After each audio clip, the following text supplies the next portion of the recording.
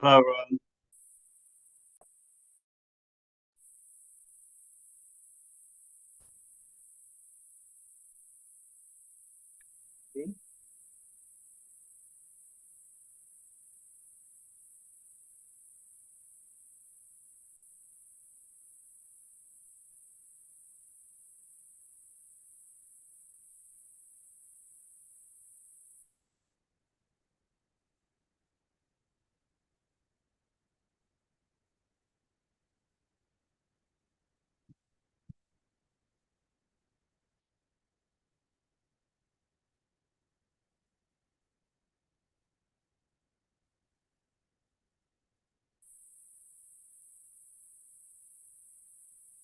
Everyone.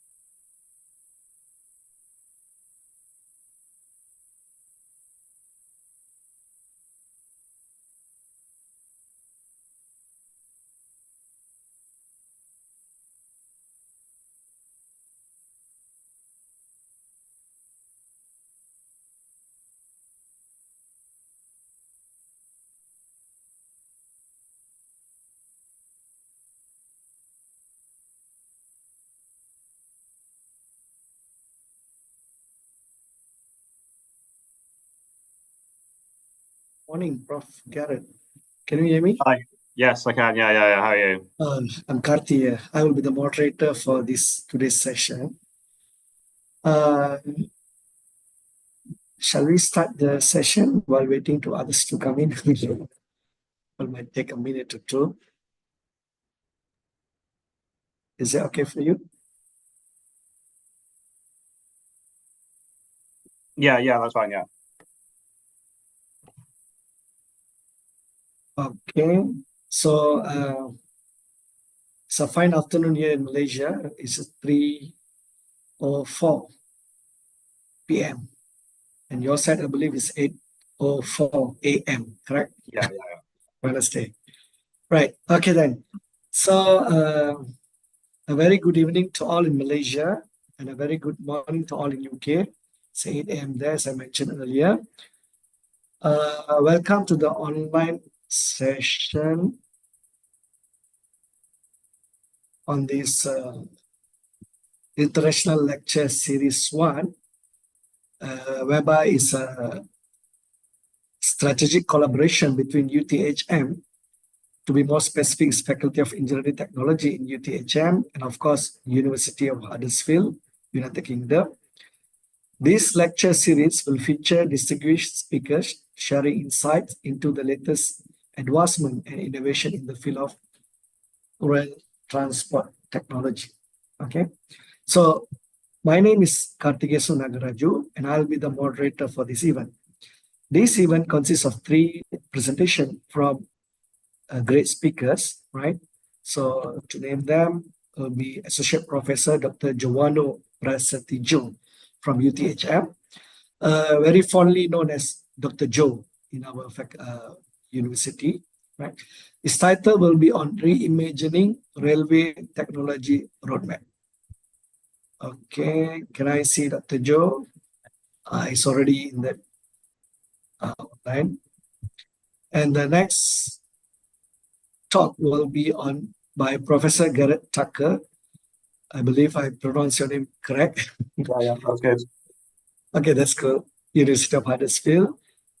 Professor Garrett will be presenting to us, sharing his insights on introduction to this Great Britain railway industry.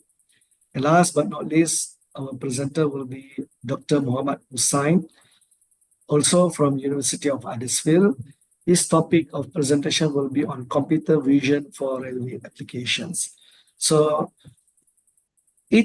for each session, the participant will be allowed to question right after the end of the session. Okay, so all the participations will be given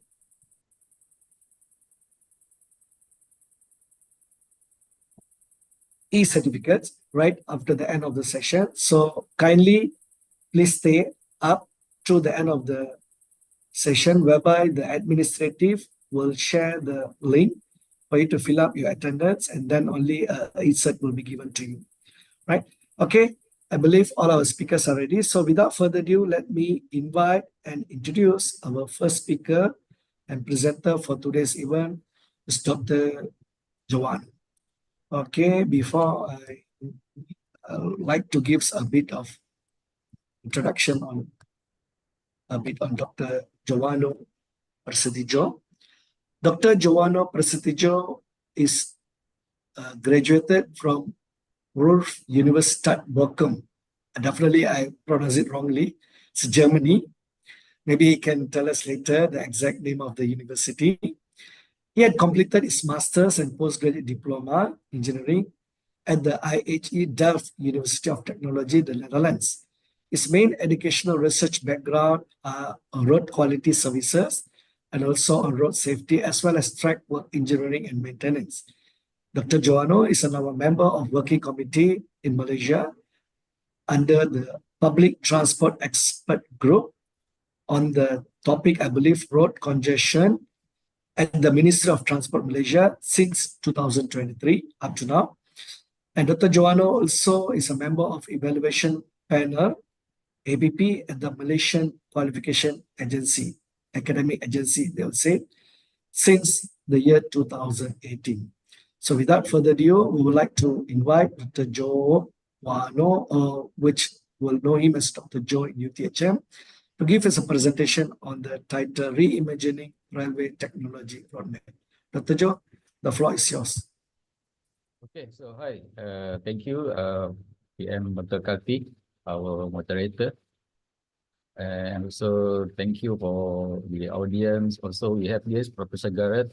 Nice to meet you, Prof. I think this is first. You too, thanks. Okay, first time to meet Professor. And also thank you for the organizer to invite me to present or sharing knowledge. I'm not saying this to teach or to just like the sharing knowledge, which is based on our previous works and cooperation with the minister and the agency of the railway. Okay. Let me share the slide.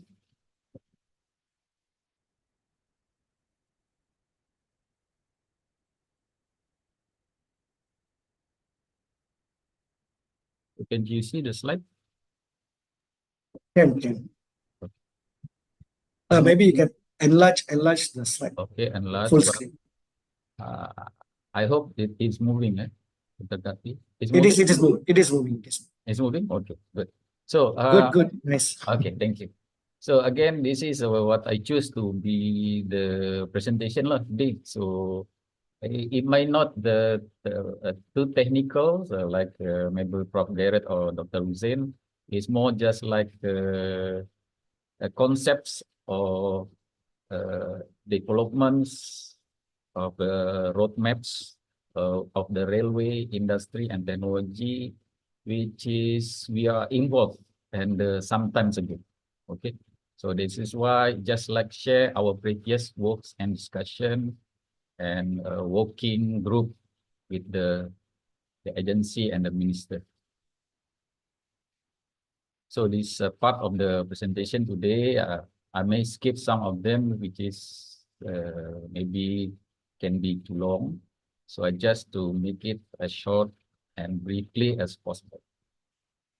So this is, I think it is quite common. This is also the fundamentals of the background of our further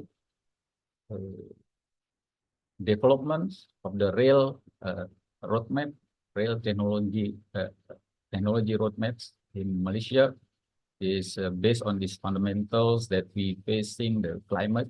I think this is quite common everywhere in the countries, urbanization, congestion, and maybe the energy. But nowadays we quite concern the most of the congestion, especially in the city of the Kuala Lumpur or Lembah Kelang, what we say. So I think nowadays the concern mainly and focus of the congestion. Okay, this is part of this global or mega trends of the issue in the mobility. Okay, and again, it's also quite common based on the data what we have and the previous guidelines or standard that we have. There's probably the population in 2050 become 43 million, something like that. And the distribution between the cities in Malaysia, I think it could be Selangor could be the highest, okay? Melaka, Johor, and Pulau Pinang. So this is just a population distribution in the future in about 2050. So this is about the prediction, and I think the portion, I think still relevant with the nowadays in 2025. But the trend is just like this. Okay.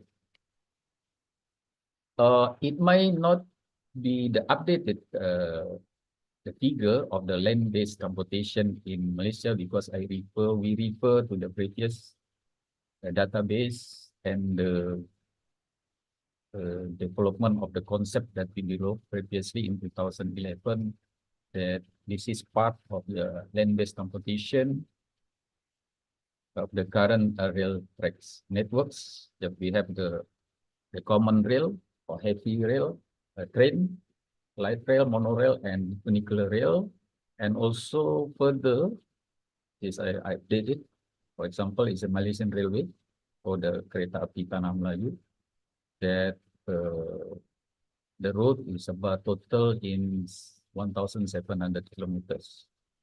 And the KTM or Malaysian Railway is common to use the meter gauge, with the total is about 103 stations approximately. And also we have also the what we call the commuter train. So this is about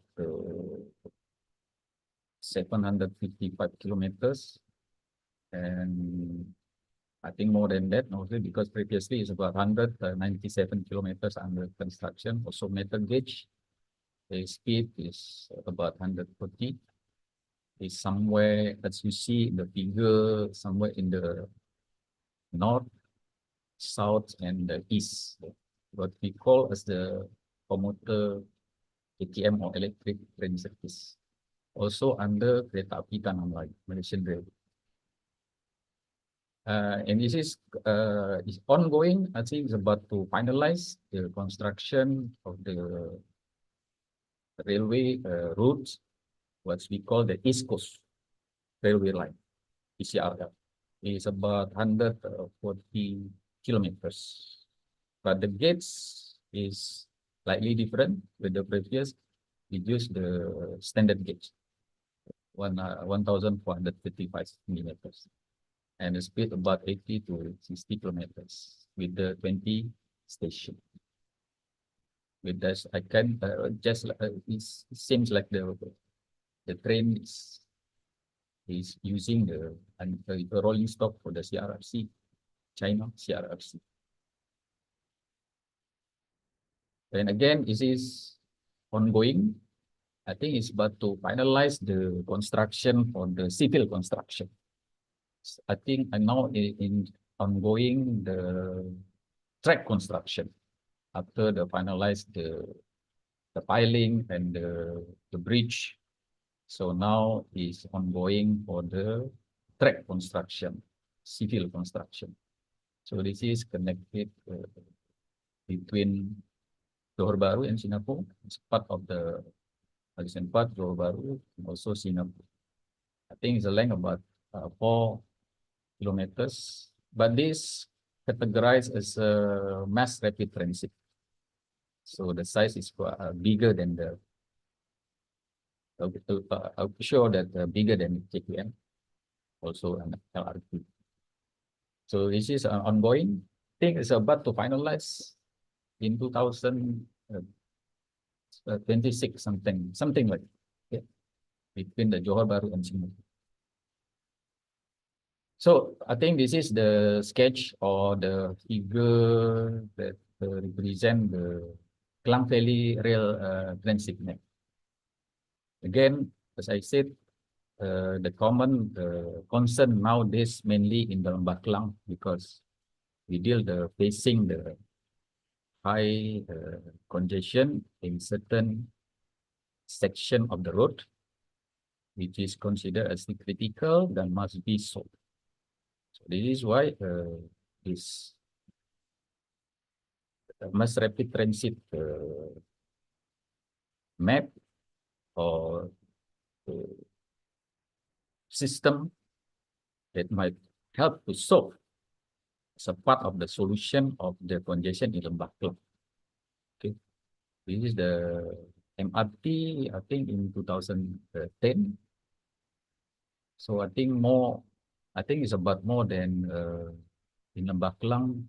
I think we already more. This is again, this is not updated yet. Sorry, I think it's more than 11 or 12, including the MRT 2, okay, and LRT 3. So I think more than 12 links or routes in the area of Lembah Klang. This I think the MRT 1, which is Sungai Buloh to Kajang line. It is also a part of the Lembah Klang or Klang Valley. I think 51 kilometer length of the section, the MRT 1.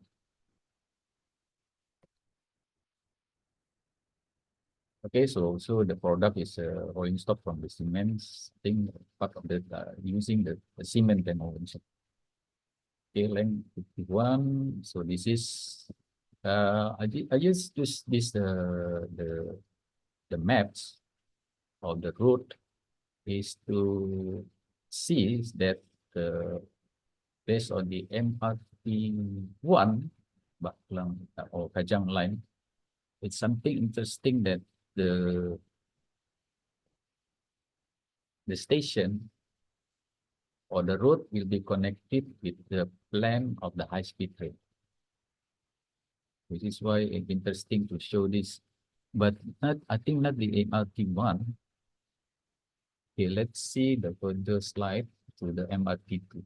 That is the Sungai Buloh and Serdang and Putrajaya. So MRT 2 is a length is 52 kilometer. It's about 37 station. It is connected across crossing with the MRT 1. This route mainly from the Sungai Buloh, Serdang and Putrajaya. I think the main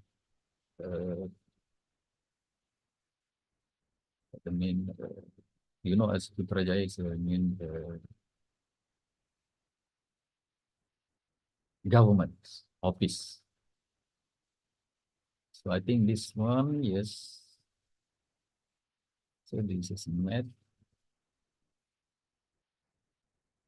Yeah, I think one of these links will be connected with the high-speed train. But sorry, I forgot to take the note somewhere in. So maybe here we have things. Prasarana, some of the participants also from Prasarana maybe know that that the links line would be linked with the high-speed train. So I think this oncoming the project I think is haven't started yet, but it's an ongoing. So I think it's already finalized the plan and just about to start the project, but haven't started yet. Okay, so this is what we call, I think MRT3 can be called as the circle line among the MRT1 and MRT2. So the length is about 40 kilometers with the second station, and most is underground. 32 kilometers is underground. So it's very less in the elevated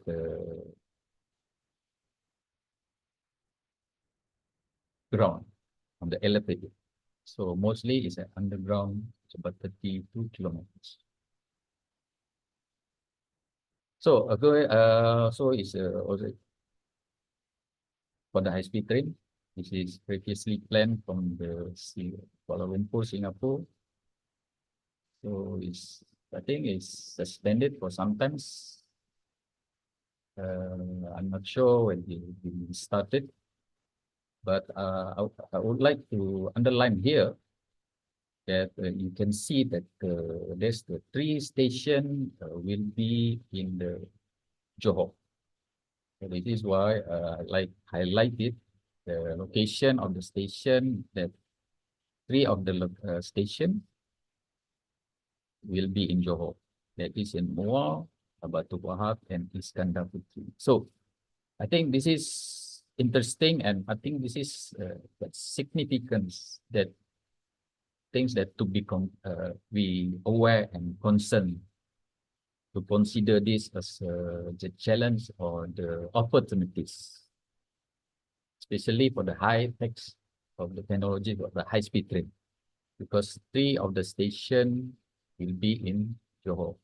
So I think Prof. Garrett know that our university is in Johor. Okay, so UTHM is in Johor.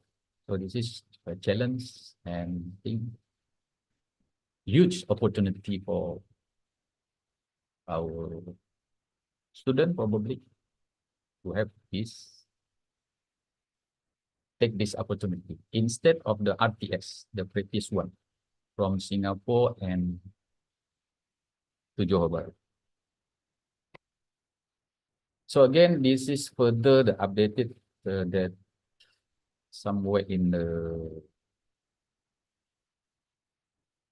Kalimantan Island is also quite challenging, and also as the development is ongoing, especially in Sarawak, that's connected Sarawak and Sabah and other cities as a part of Indonesia. And so Sabah, Sarawak, Brunei probably, and other cities for the for the long plan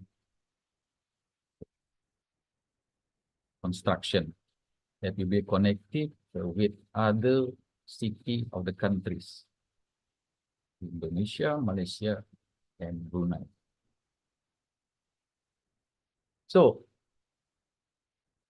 that's the part of the introduction. So this railway plans and technology is based on the previous and still relevant of the current plan of the master plan previously by Land Public Transport Agency of the FPAD. Previously, it is called as the SPAD, Suruhanjaya Pengangkutan Awam Darat. So nowadays is a FPAD, Land Public Transport Agency.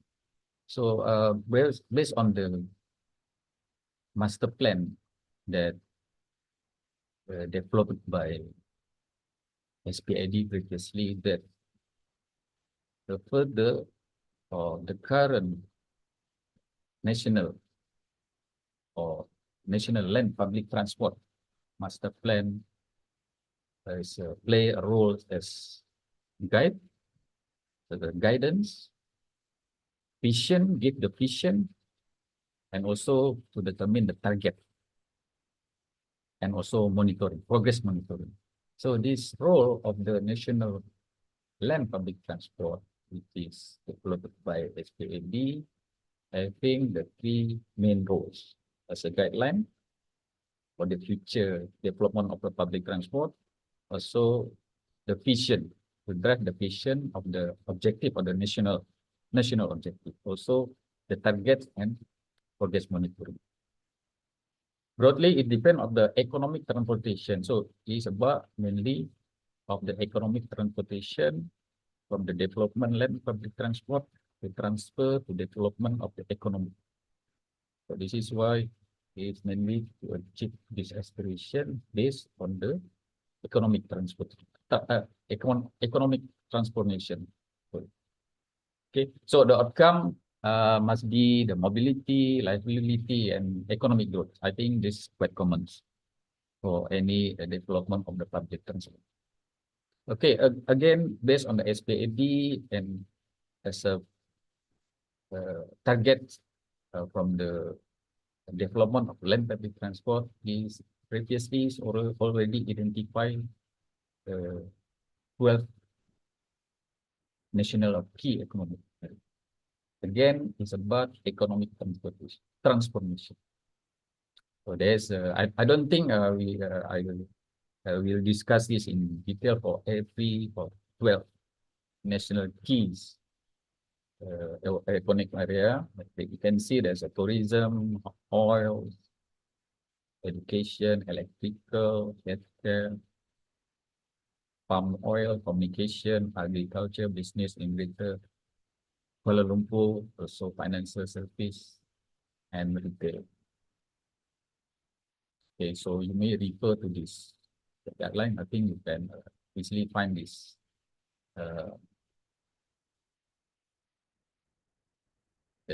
book, the guideline of this economic transportation under SPAD or APAD. So again, this is the aspiration based of the 2020 previously, that to achieve, for example, 20 most livable cities, Kuala Lumpur, top 20 of economic growth. So based on the 2010 population is 1.7 million, but just check that in 2024 it's about 8.8 million. So this is a plan of the aspiration that based on this economic transportation under the development of the land public transport, this is what to achieve in 2020. It's a target.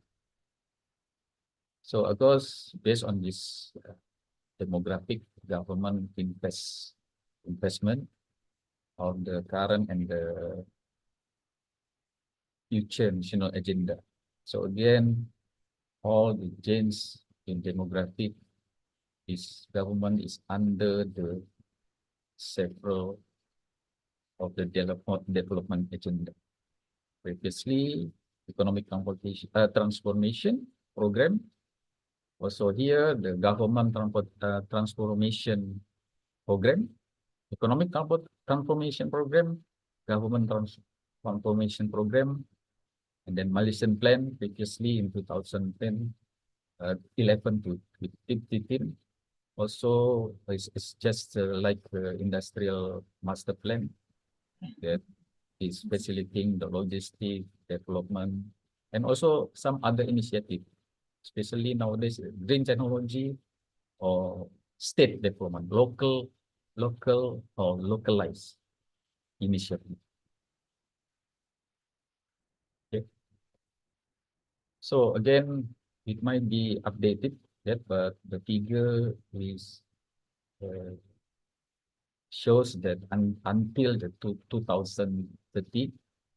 So I think start from the MRT one alone, it is said that it's about 36 billion. So this is the schematics of the patterns of the development from time to time from 2013 until 2030. So I think it's still relevant. I think some of the updated should be updated in the development of this construction, because here I think we have MRT1, MRT2. I think RTS not yet here, that to be updated. RT3, yes. Okay, so the figure is still relevant for nowadays. Just some additional more project is going on or have been done. So the figure must be better than this. So where are we now? So again, based on the MIT, the practice design and guideline, that the investment, the government has invested more than 100 billion since 99, for example, with the total employees 9,000 workers. So this is the concern of where we are now in the context of the investment. So this is what we have. I think more nowadays must be more than 60 organizations involving the railway industry, including the policy, regulator, asset, design, operation, maintenance. I think there's a common for the railway industrial development. Construction, technology. This is what we have here nowadays. I think this is still relevant and needs some updated information here based on the rail operation and asset management. So I think, yeah, the asset owner, kereta api Tanah Melayu, Prasarana, MRT is not new anymore. Also Sabah, I think Sarawak should be updated. Sarawak Metro, yeah, and ERL expected. Operator, KTM, Rapid Rail, Prasarana, ERL, Sabah, and Sarawak. For the design manufacturing, so this is what we try to map the stages from the design, operation, maintenance. It's a system. So based on the design and manufacturing example, so just try to figure out that manufacturer, we identify some companies or local manufacturer or assemblers, for example, SCOMI, PSI, and so on. For the rolling stock, signaling, track, and electrification. So you can see that again, sorry, when I updated the data until 2024, it's about only 2010 here, that the turnover shows that sometimes ago the increase and the decrease of the turnover. Employment on the technicals and operation increase. Okay, also capabilities. Okay, let's see further on the design and manufacturing and the assembly. So this is quite interesting that it is trying to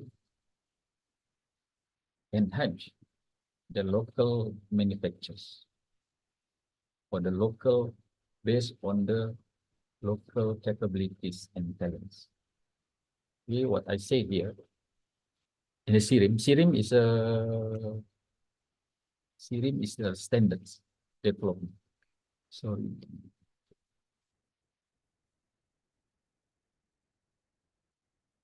Okay, so SIRIM here able to test for a product agent. So SIRIM is a part of the entity that may test or develop the standard. So again, based on the spirit to develop the local product using the local talents as a localized spirit. So this is why SIRIM is a part of playing this role in testing or development the standard. For example, so nowadays we just try to we just produce the SIRIM, just produce. So under the Malaysian MRDC, okay, Malaysian Rail Development Corporation, MRDC is quite new, the entity here, but under the SIRIM, that the development, the local standard, so under the MDRC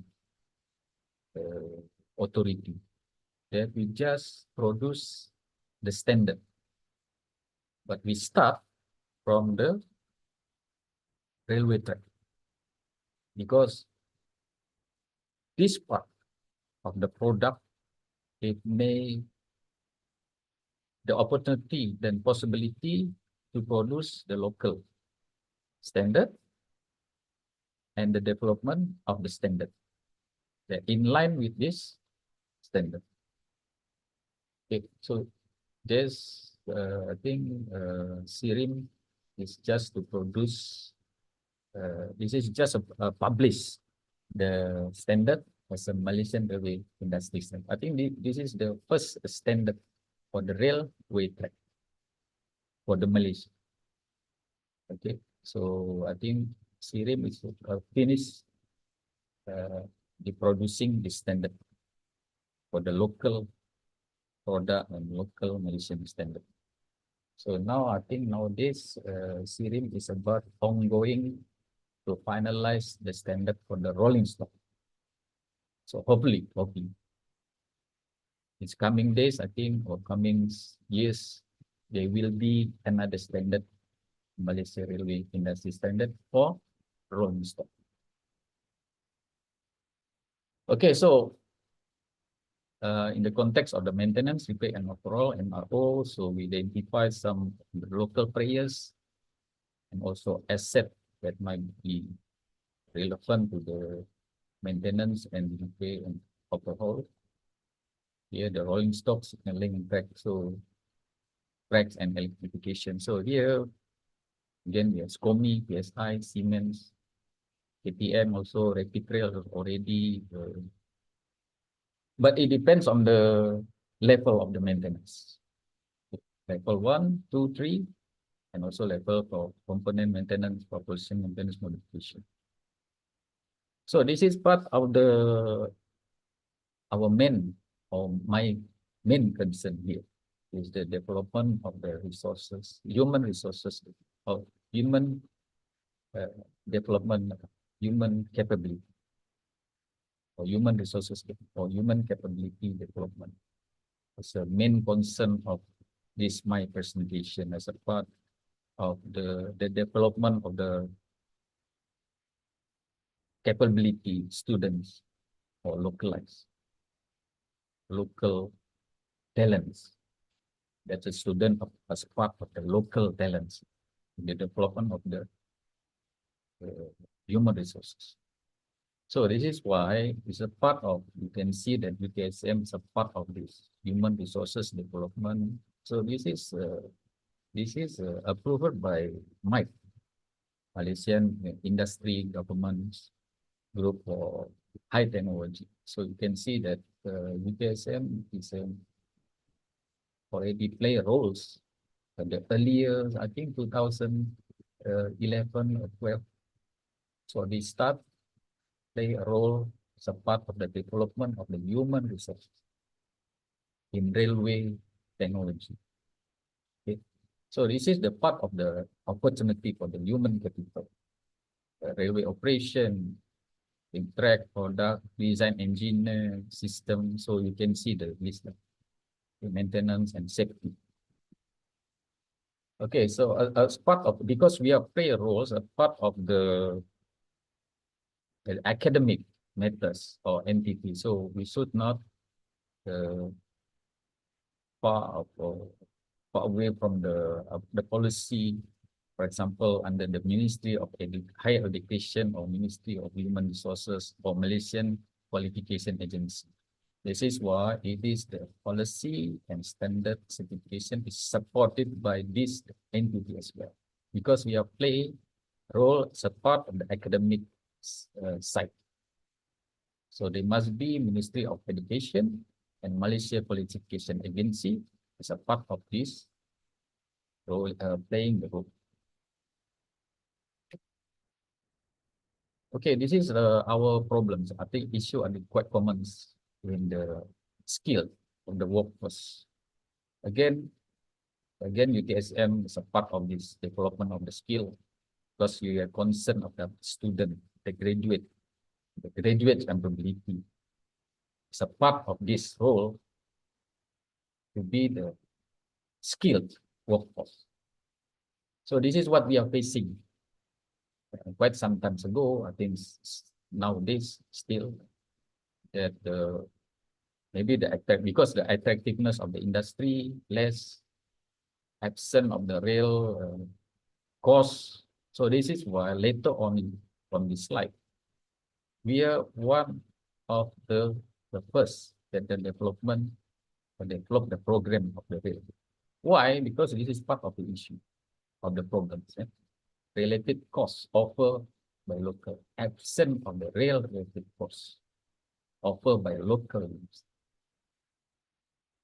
Okay, so few institutions develop works, railway industry, most are conducted in-house, teaching the industry rail and migration to other industry abroad, occurring especially for short-term project only, requirement for the multi-discipline, especially to keep with the latest technology. So this is previously defined sometimes ago that become the issue. So this is why also UTHM again play role as early in 2011 or 12. So again, issue of the dependency of import and foreign technology. So this is the our main concern where we facing the COVID, last COVID. So we feel that this is the critical things and the significance to do it and accelerate. That's the dependency must not be high, for example. So what we have experienced during the COVID-19, that countries is shut down. So it's difficult, especially within for the maintenance, for example, maintenance that we are facing, that replacing the components or the parts of the railway as a part of the maintenance. So there's a lot of problems for the maintenance during the COVID.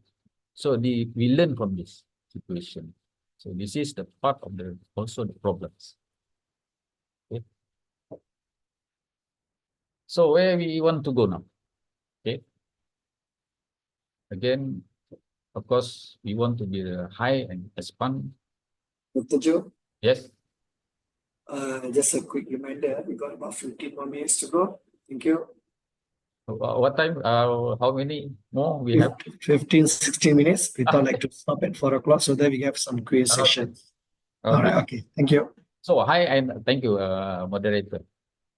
High expanding continue to pose the challenge. Population growth is still become the challenge.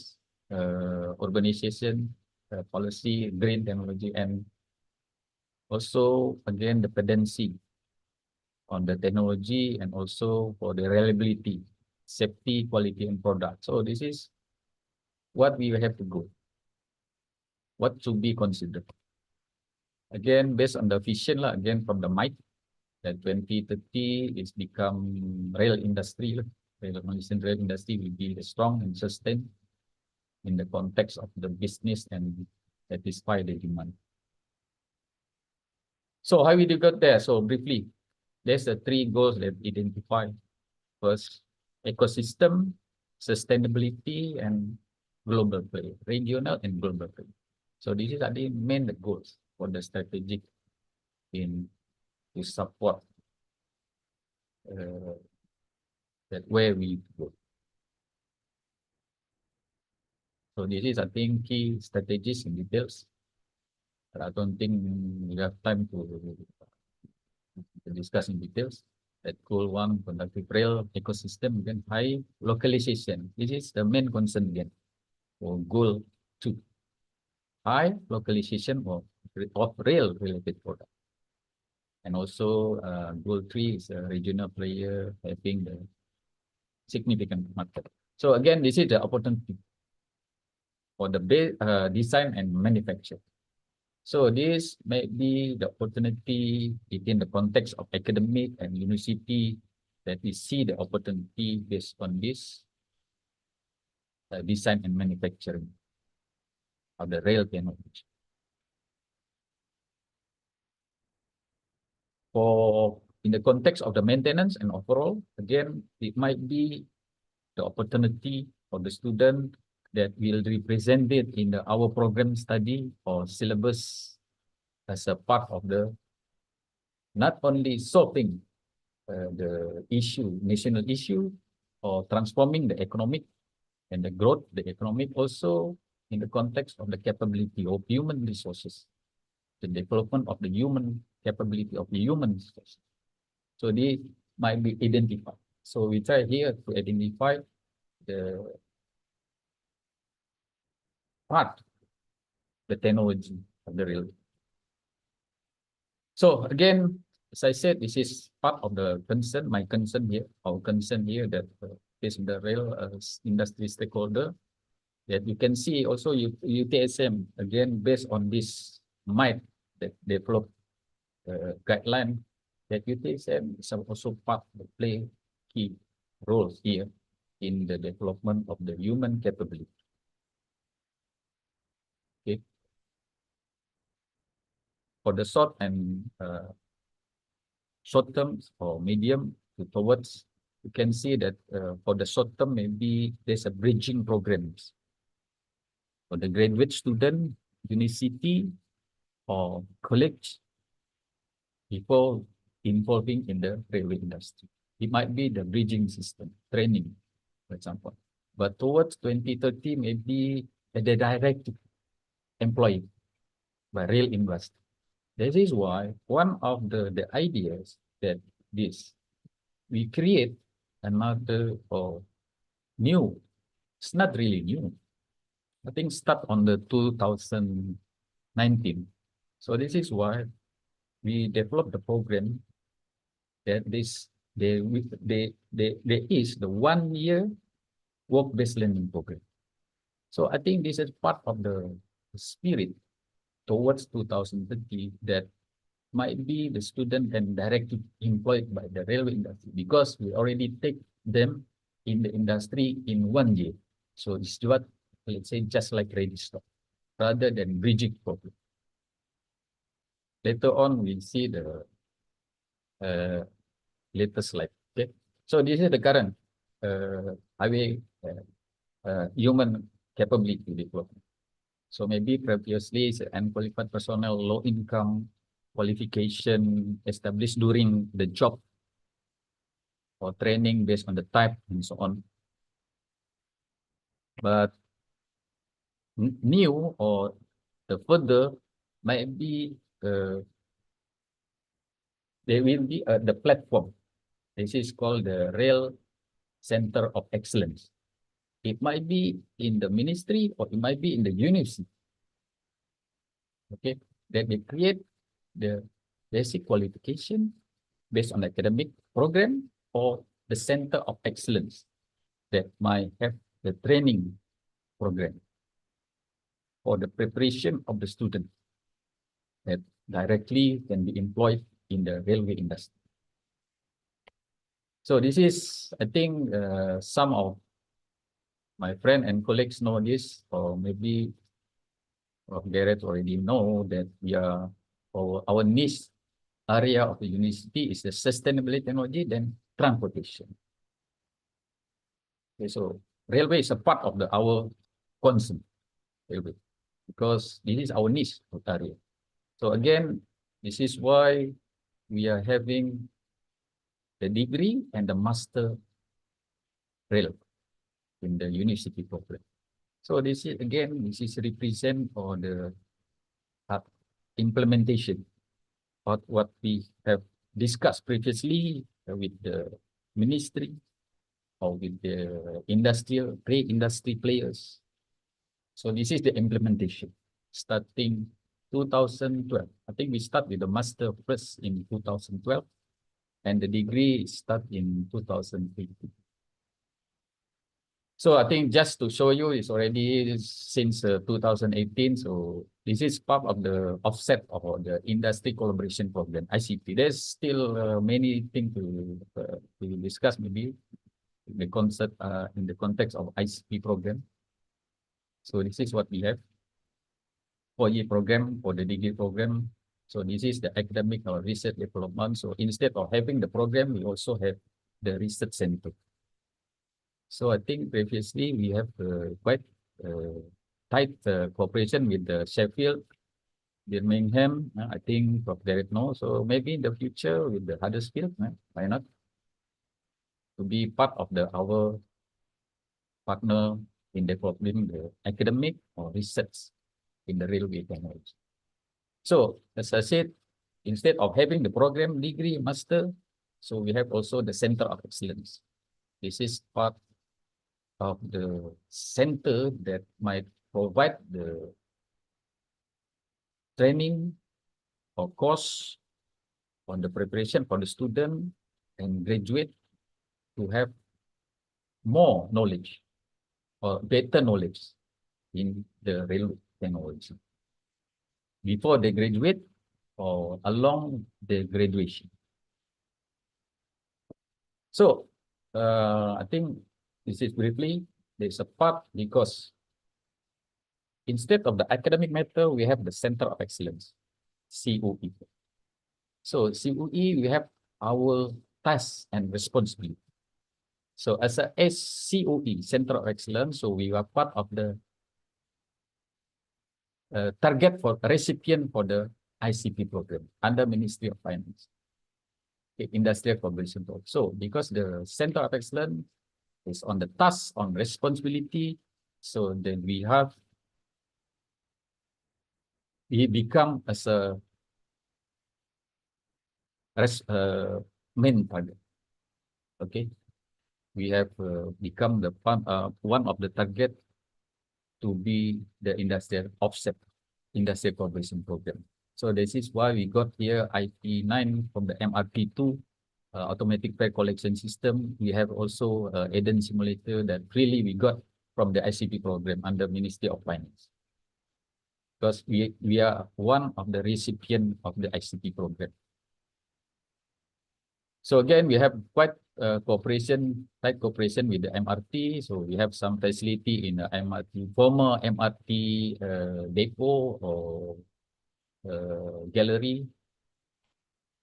So this is industry university. This is not updated yet. So we have some MOU, MOA with the industry, also the university, especially Birmingham. So the conclusion is, I think the transportation infrastructure and investment is, of course, to be the main element for the economic transformation. But this is also the momentum or the quick wins to fundamental requirement for industry for the development of the capability, localized. And also the last is the linkage of the university and industry could be the fundamental pillar with regard to the railway industry. I think in this context, it is not only, let's say, industry that helping the university, but also university can also helping the industry. There will be the mutual understanding between industry and the university. So I think that's all. Thank you, moderator, and thank you, friends and colleagues, for listening, sharing knowledge. It might be not too technical, just like Prof. Garrett maybe, or Dr. Hussein. So this is just like the more sharing in the development in the context of academic matters that might be reimagined or changing the map of the railway. Thank you. All right, thank you.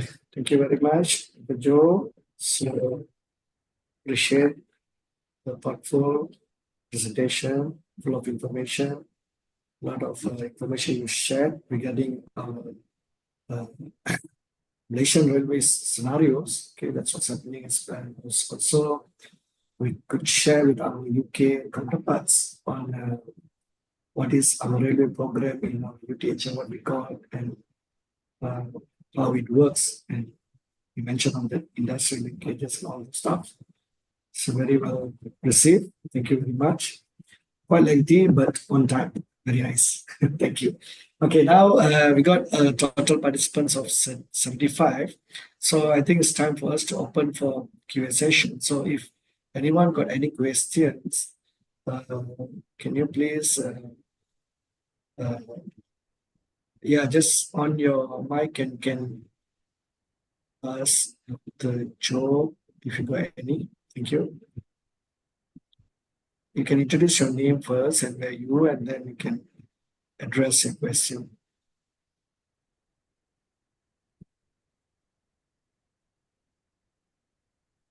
By the way, I think we got some industry people as well. I mean, industry join our session today. Okay. So can we have 1, 2 questions to Dr. Joe?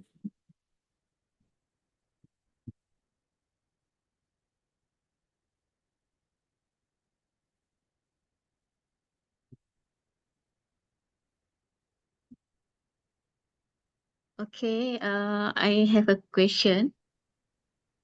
Okay. Okay, Dr. Joe, thank you for your presentations regarding the railway stations in Malaysia. So I just need to ask you, what do you think about the high-speed train in Malaysia, or I think Indonesia or ASEAN? Is it do you think that we need to focus on that high-speed train compared to the right now railway right now lah, moderate? Do you think is it compatible in Malaysia or Indonesia? We focus on that high speed train issues. Okay, thank you, Dr. Nuraini. Dr. Joe? Okay. Thank you, Professor Nuraini, for the very nice question. Because, you know, I remember when the project is suspended, I think 2018, I think. So I remember that the Bernama News interviewed me about this. It's about, let's say, about the same question. So, Prof. Nuraini, based on my views and experience, I don't think we need the speed now. I think the most important now for us is the punctuality or on time. Okay, jadi jadwal tu on time or punctual. Itu for now, for us nowadays is relevant and still important nowadays. And we don't need the speed, right? That's it. Why? And then the question is it compatible? Okay, Prof. Nuraini, I think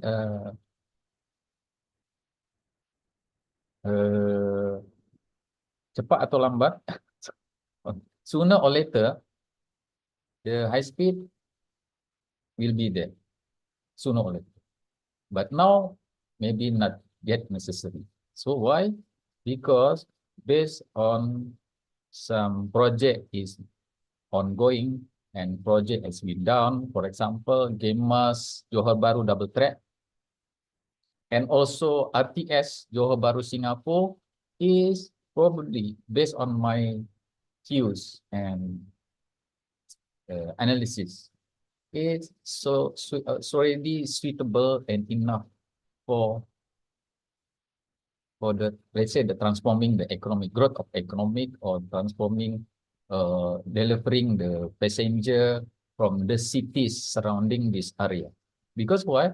Because we already have Gemas almost ready, the Gemas Johor Bahru double track. So it will be the two double track between south to north and otherwise.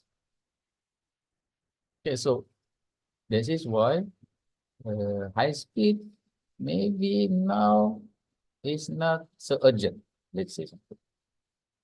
What the important is, again, punctuality. Having this punctuality, you can plan for Nuraini. Sebab kalau jadwal tu punctual on time, I think kita pun boleh plan kan? We can plan. Not necessary the speed. Kan? Okay. And then relate to the Indonesia that already the high speed. You know, Prof. Nuraini, sometimes I'm thinking, and is it happen? Sebab yang naik high speed train Indonesia, who travel with the high speed train Indonesia, it's just for the tourists. And apa this for apa? What you say PMKP? It's not for the Public, you mean public local people? public, not for the purpose of the travel, for working, for schooling. It's just for the field, to feel and to just like Entertainment, you mean enjoying? pariwisata, enjoy. So this is the things. Why? Because for purpose of the working, main purpose for working or traveling for school and so on is still not necessary in Indonesia. So jadi ramai yang naik high speed train karena dia nak merasa, dia nak apa enjoy atau merasakan naik high speed train. Macam itu, Prof. Nuraini. I hope to answer your question. Sorry. Okay, thank you, Dr. Jo. Yeah. I have I have an opinion like Dr. Jo. I agree Yeah. what the Dr. Jo said, because of for now I think high speed rail is not really suitable in Malaysia because our country is not so big. So I think a normal speed train is enough, but the most important is the punctuality. So from the punctuality, we can gain the trust from the passenger. Then when many people trust in public transport, maybe one day we can have the high speed train. From now, I think it is not really urgent because our country is not too big that we need to transfer from other state to other state for a short of time. That's my opinion. Because when I go training, when training to in China, there is a concern about high speed train. There is many concern about high speed train because of the cost, because of the distance, and many things that we should consider about the high speed train. For from now, I think we not really need the high speed train. Okay. Thank you, Okay, Dr. thank Izora. you, Dr. Izora, for your opinion, and Dr. Jo too. Thank you. Any other question from any other participant?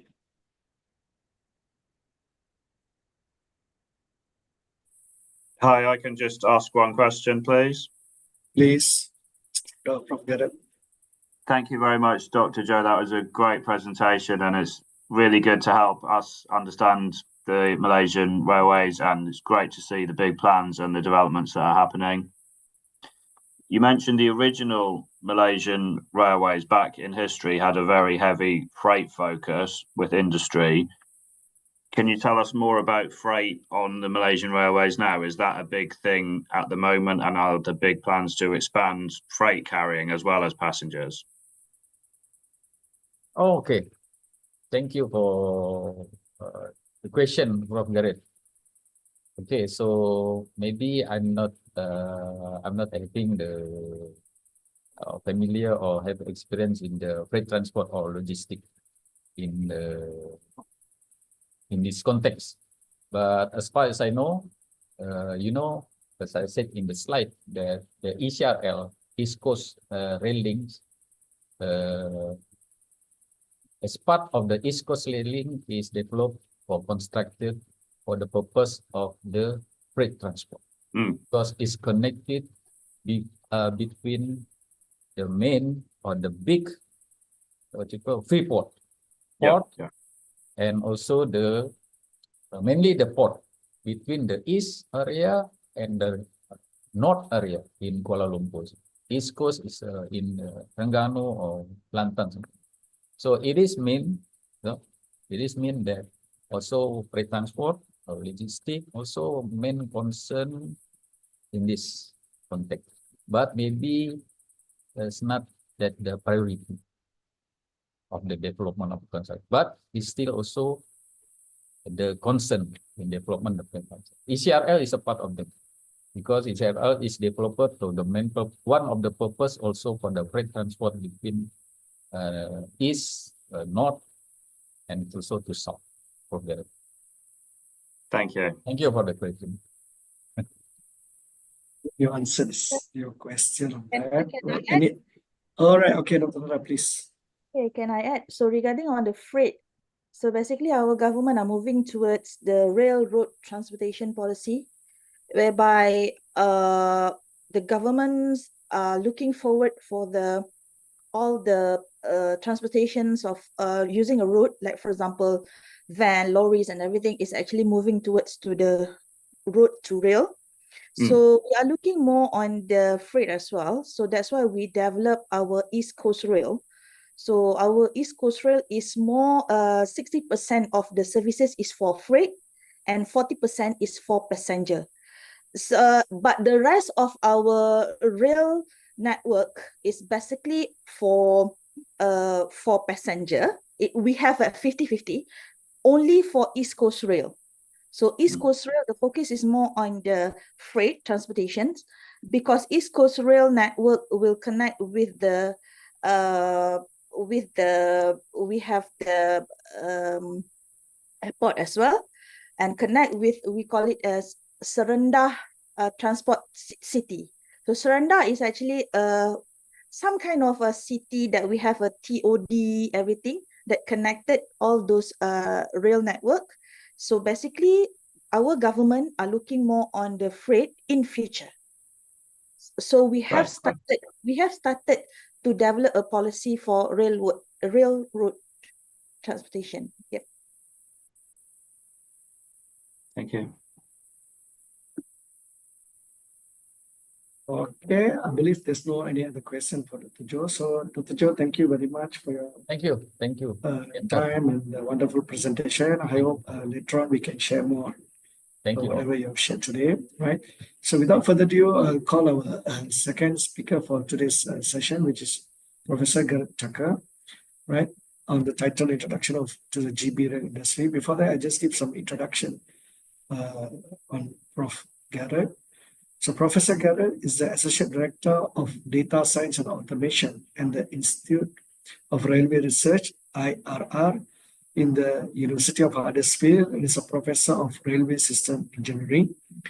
Prof. Garrett has over 20 years of experience in rail, having previously worked in London Underground, Interfleet Technology, Network Rail, and RSSB. He has a background in mechanical engineering, railway systems engineering, asset management and maintenance, vehicle track interaction, and standards development. Prof. Garrett leads the IRR Smart Rolling Stock Maintenance team, which carries out research and consultancy work with the aim of improving rolling stock reliability and maintenance efficiency through the use of robotic maintenance, computer vision for rail, advanced condition monitoring, and optimized depot workflow planning. Right. Without further ado, I would like to call on Prof. Garrett for his presentation. Prof. Garrett, the floor is yours. Thank you very much. I'll just share my screen.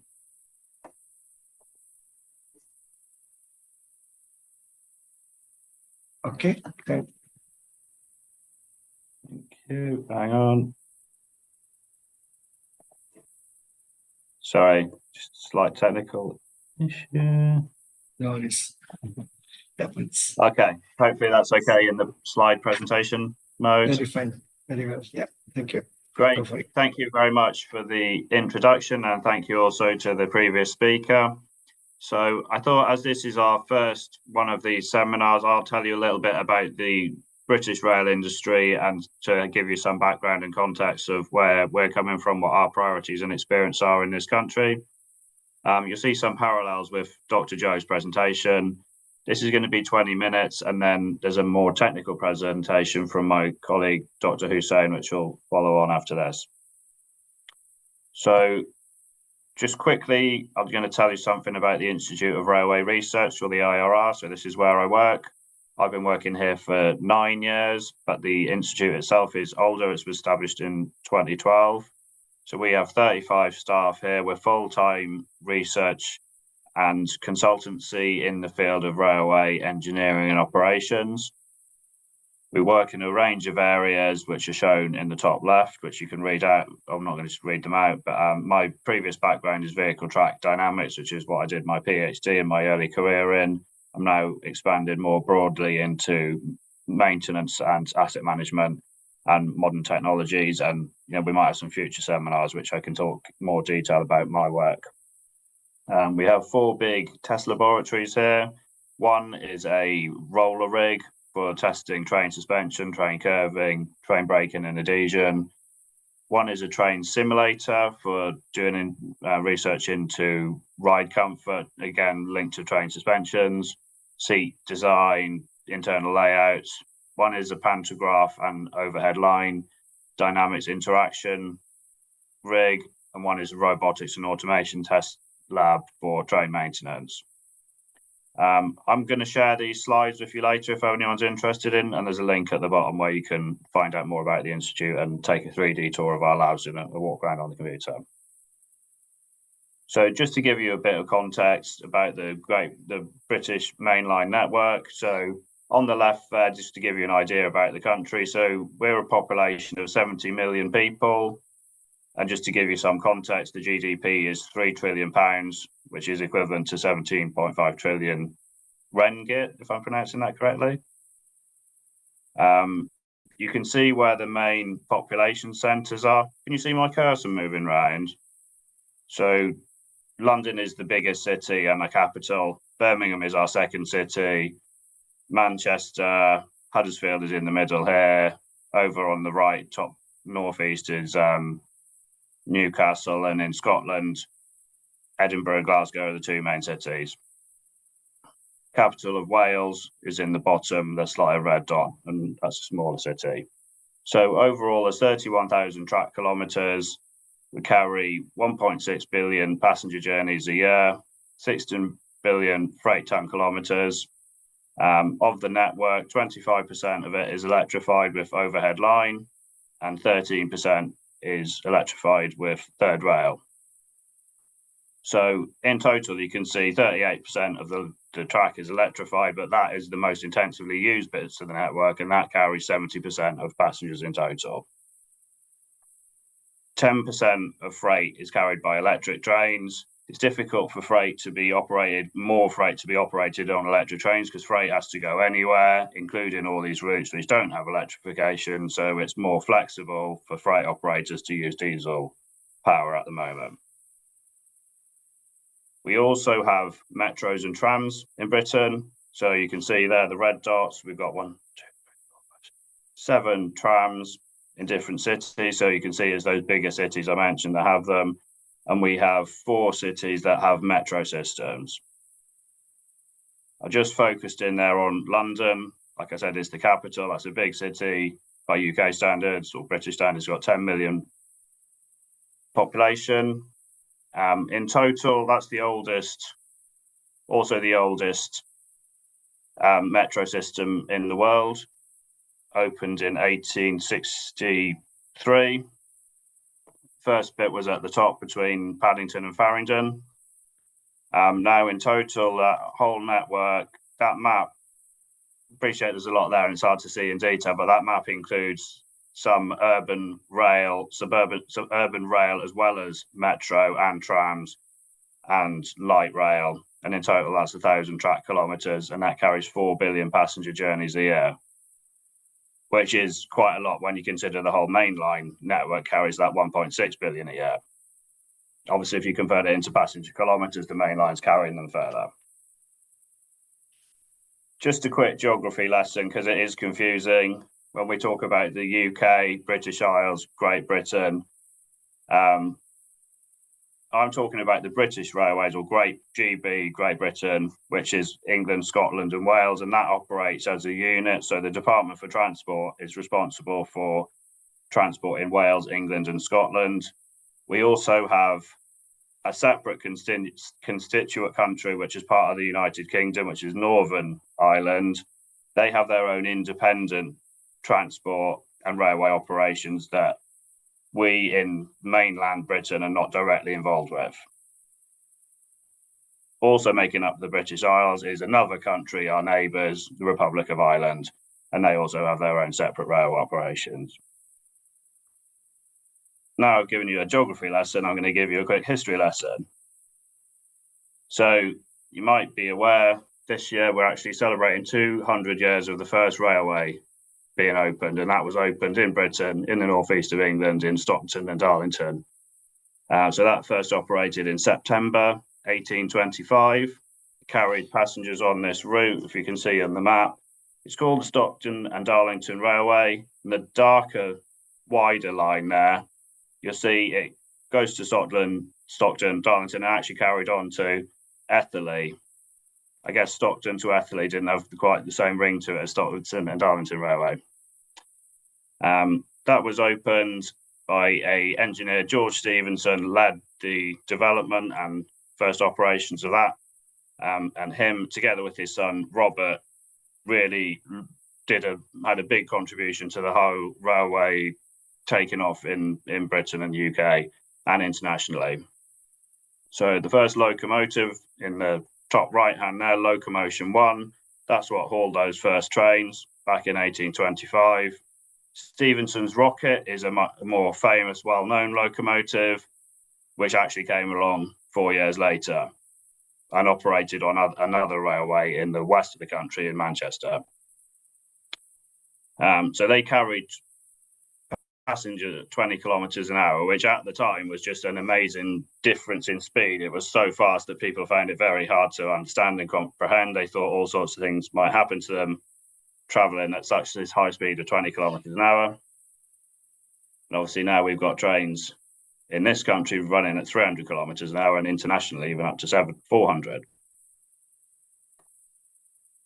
That's the picture of the people there. Carriages don't look very comfortable, do they? They were just effectively in what looks very similar to freight wagons.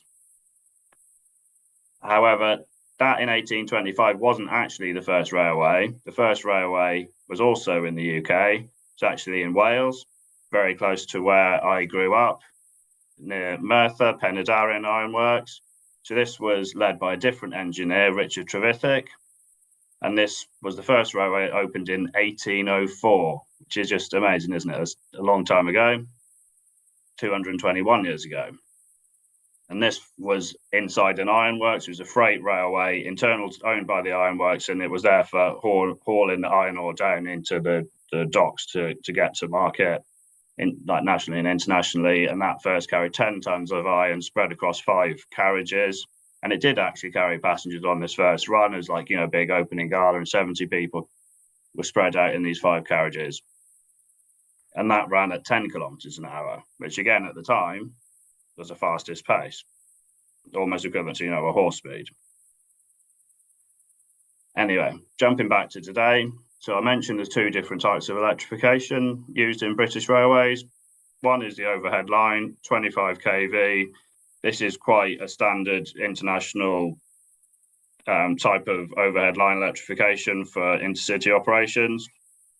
So that's primarily used on higher speed trains. Our intercity trains run up to 200 kilometers an hour, and we do have a short piece of high speed track in Britain, HS1, which runs at 300 kilometers an hour. So the electricity is collected through a pantograph on the roof of the train. as an internal transformer, which then typically spreads power around in a lower voltage DC, and the return current goes through the wheels of the train into the running rails. We also have a lot of third rail, which you can see that picture in the middle at the bottom. There's an extra rail there next to the running rails, on the outside of the running rails. That's a 750 DC rail. That power gets picked up by a collector shoe, which is what's shown in the bottom right, and that's typically used on commuter services. So this isn't suitable for high-speed operations.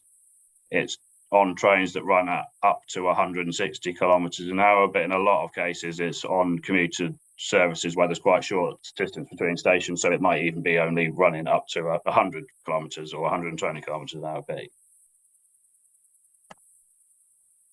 This is just a little idea of the mix of different types of train we have. So in passenger fleet, across the whole country, there's 14,000 individual passenger vehicles making up our mainline fleet. So by a vehicle, I mean a single car. So a train could be made up of, 10, 12, 16 vehicles, for example. So we've got diesel and electric mix, like I said at the start.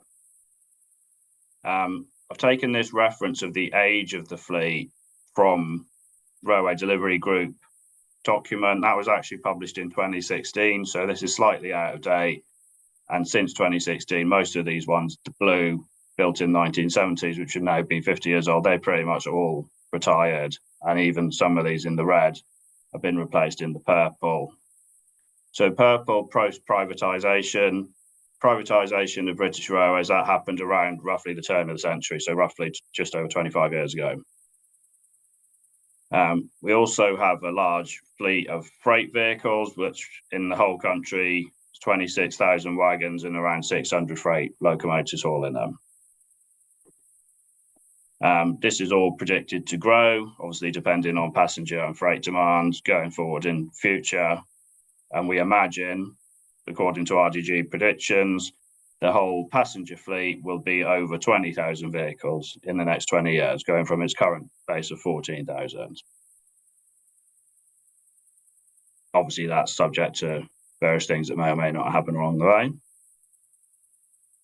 This is just a little introduction into the current high-speed service we have. So this is our Channel Tunnel rail link. So it runs from London to Ashford and then into the Channel Tunnel and onto mainland Europe. Trains operating on this route can go up to 300 kilometers an hour.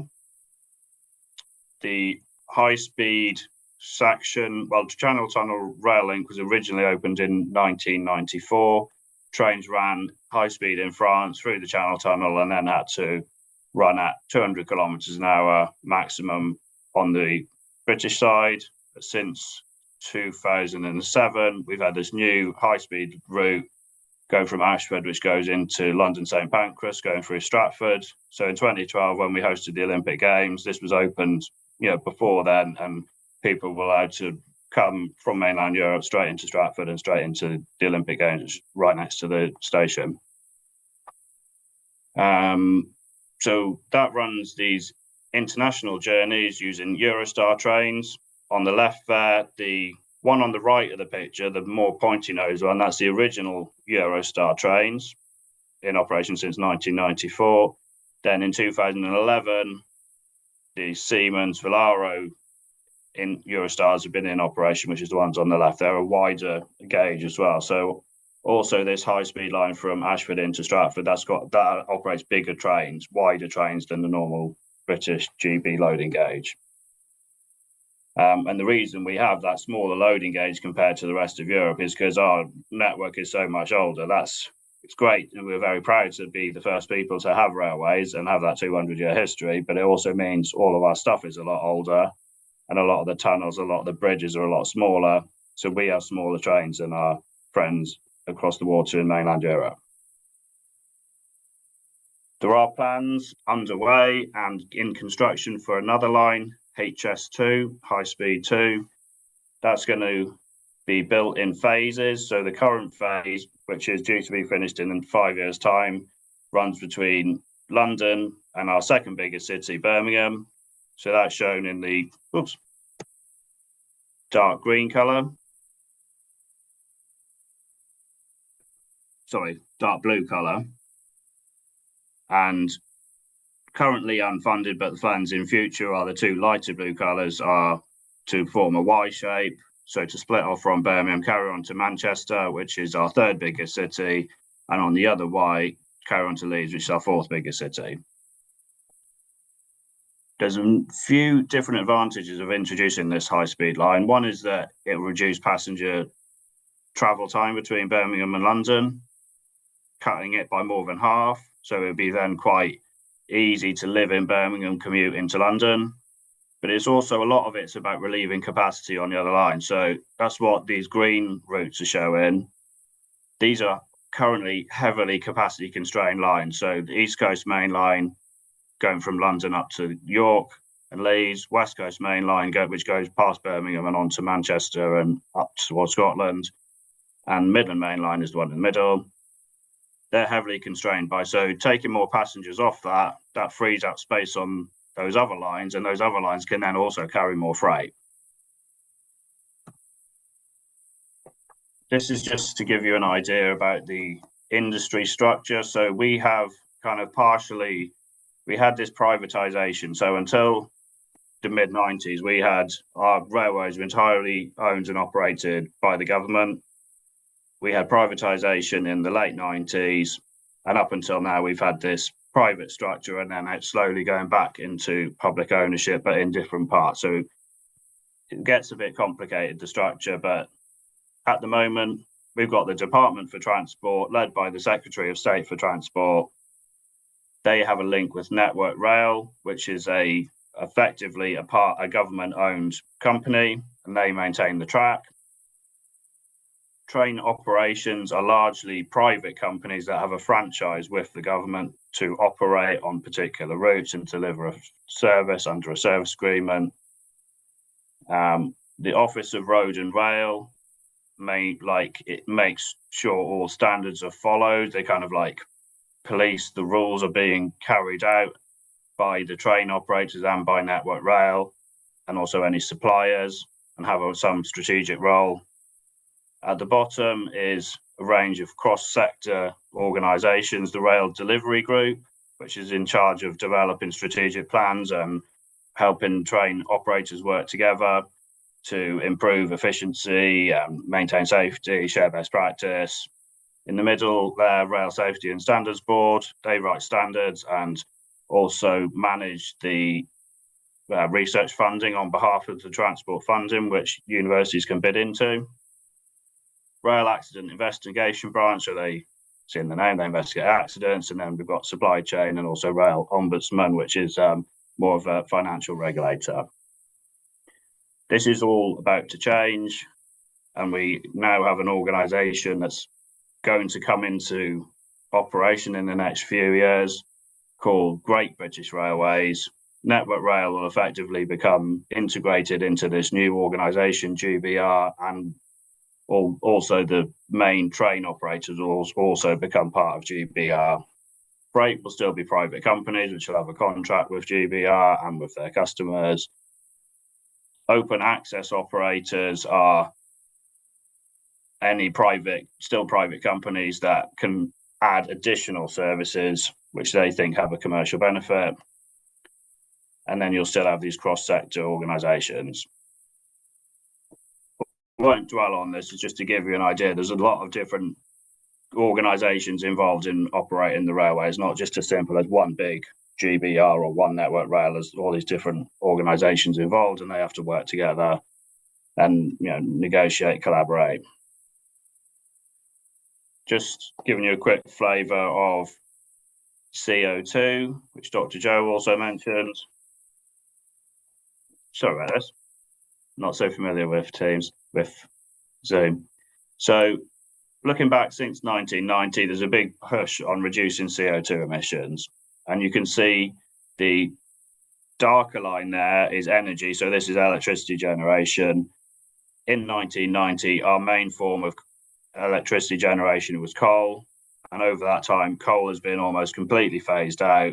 Renewables have been ramped up, and you can see the energy industry or the electricity generation industry had done a massive improvement in reducing CO2 emissions. which is fantastic. During that time, business and residential has also dropped down in CO2 emission, which is a great contribution.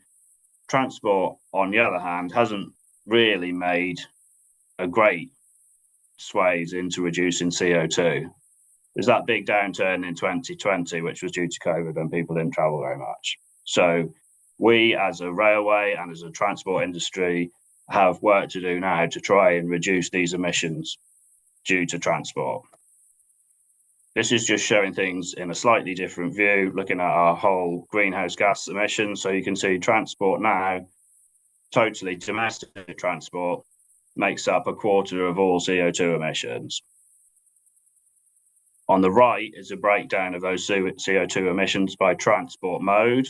So rail is already committing quite a small amount of these whole emissions. It's actually 1.4% of all transport emissions are due to rail, and rail carries in total around 6% of all domestic transport. So it's emitting 1.4% of emissions, but carrying 6% of all traffic. And within that, 7% of all commuter journeys and 10% of all freight. So there's a lot of road transport in use. And we can see by these percentages, if you just manage to switch, another few percent, another 5, 10, 15, 20% of all transport into rail, with rail under its current level of efficiency, we'd already be making a big contribution to reducing the overall CO2 emissions. And that is the government target, to try and do that, especially with a focus on freight.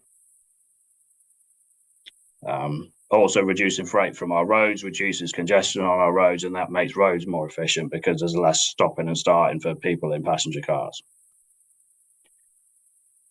I'm not going to delve into this one in great detail because we need to move on to the technical presentation from Dr. Hussain, but just to give you an idea, the rail industry has a rail technical strategy. This is developed by the industry with industry priorities. So this isn't from the government, this is from rail industry bodies that have come up with these priorities. So this is looking in a sort of 10, 20-year time scale of what technical things we need to do, what we need to improve about how the railways operate, what technology we need to introduce to make things more efficient, more environmentally friendly, better for the passengers. And there's these 5 priorities there, which are listed at the top. Freight friendly, which is a big drive from the government at the moment. Low emissions, like I said. Optimized train operations. Efficient and reliable assets, and that includes maintenance and asset management techniques. And easy to use for all. And this is about making the railways as easy to use for every type of person across the country, including people with disabilities. Some of this, you'll notice, parallels the priorities that we just saw from Dr. Joe. Also work on upgrading the skills of the workforce, including digitally talented workforce, understanding more data-driven techniques, and this is ongoing priorities. Just to give you a little idea about the UK Rail Research and Innovation Network, so the IRR, we're part of UCRIN, UK Rail Research and Innovation Network. Some of the other universities that around the country that are part of UCRIN and work in rail are shown there in the dots. Just going to test my geography here and tell you which all the dots are. So at the top there, you've got Heriot-Watt, which is just outside Edinburgh in Scotland. Next dot, the top one in England, is Huddersfield. We have Sheffield close by to us. Then down further, the next one down is Loughborough. Birmingham is there. Cranfield, Cambridge, Southampton, Bristol, and Swansea. These are all universities that are working in railway research. There's a link there which says more about UCRIN. So UCRIN is made up of 3 main centres of excellence. So the IRR, where I work, leads the Centre of Excellence in rolling stock. We have the Centre of Excellence in Digital Systems, which is led by Birmingham University. Centre of Excellence in Infrastructure, which is led by Southampton. And there's also a separate Centre of Excellence in Testing, which is led by our industry colleagues. So that was a very quick whip through GB rail industry. I could spend hours telling you a lot more detail about different topics. I just wanted to give you a little flavour in this first presentation. So, like I said, we've got a long history of railway operations, for over 200 years. We've got a very established network, though the downside of that is that some of it's quite old, especially the structures, which can be smaller tunnels, and bridges, which limit the size of train we can put through them. GB railways are going through a time of change and of this industry restructure, and with that we hope will be further developments of new technology coming in and new ways of working. All that remains to be seen how that's going to work out. We've got this technical strategy document, rail technical strategy, and you can look at that in more detail from the link I'm going to give you with the shared slides. What's great about that is it's written by railway engineers. It's not written by civil servants in the government. We think there's a great opportunity to help reduce overall CO2 emissions in transport by rail. And the best way we can do that is just by transferring passengers and freight from the more polluting transport modes into rail. Rail itself is already the most environmentally friendly mode of transport, but we can even increase that even further. We think research and development and learning is essential for future development of the railways, and universities got a big part to play in that. And like I mentioned, rail freight, I think, is an important step, and getting more rail more freight onto rail. It's going to be a great way of helping reducing overall CO2 emissions, or maybe more multimodal journeys where it's easy to transfer between road and rail, where you take the main 90% of your distance on rail and the last 10% you transfer onto road for distribution locally. That was my very quick go through GB rail industry. Thank you very much for listening. Happy to take questions, or I don't know if we need to move on quickly. Mr. Chairman, you let us know. Thank you, Prof. Garrett. So, participants, any questions for you to ask from Prof. Garrett regarding what is present, or anything else that you would like to know about railway innovator?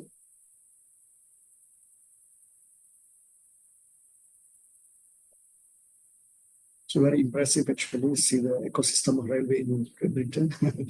Thank you. Yeah. Happy in future to do a focus session on one of the particular things I've introduced, if people are interested as well. Yeah. So, anyone? Any question?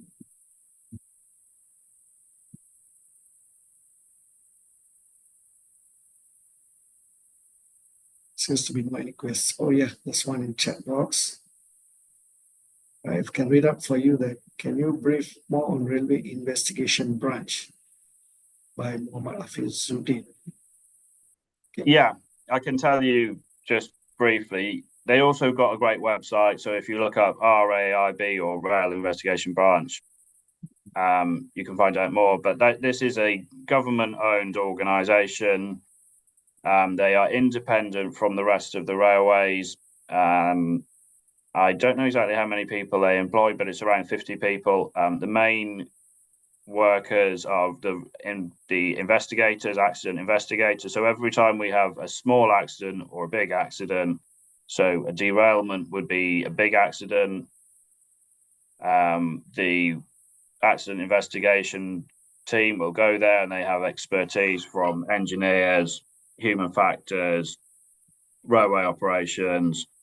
They'll go to the accident site, they'll measure anything, they'll record all the incidents that happened up to that stage to cause a derailment. They'll look at the maintenance records for the trains, for the track.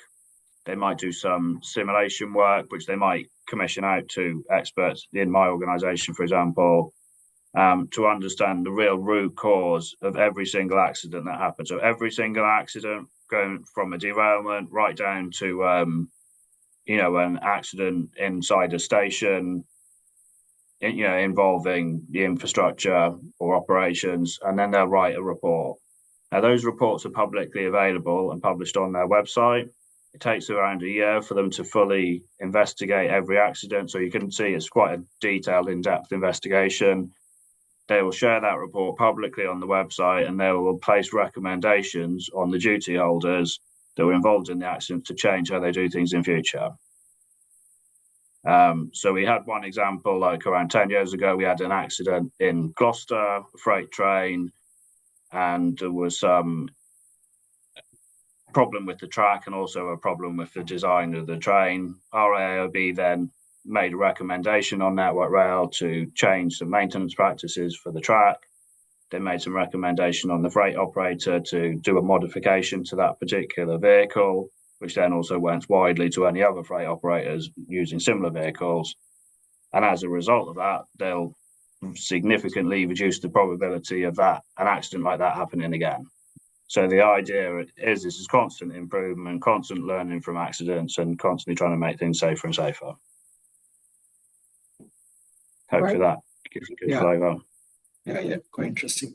So shall we go for is there any other question from anyone? I have a question. Okay. May I know how close the gap between academician and university?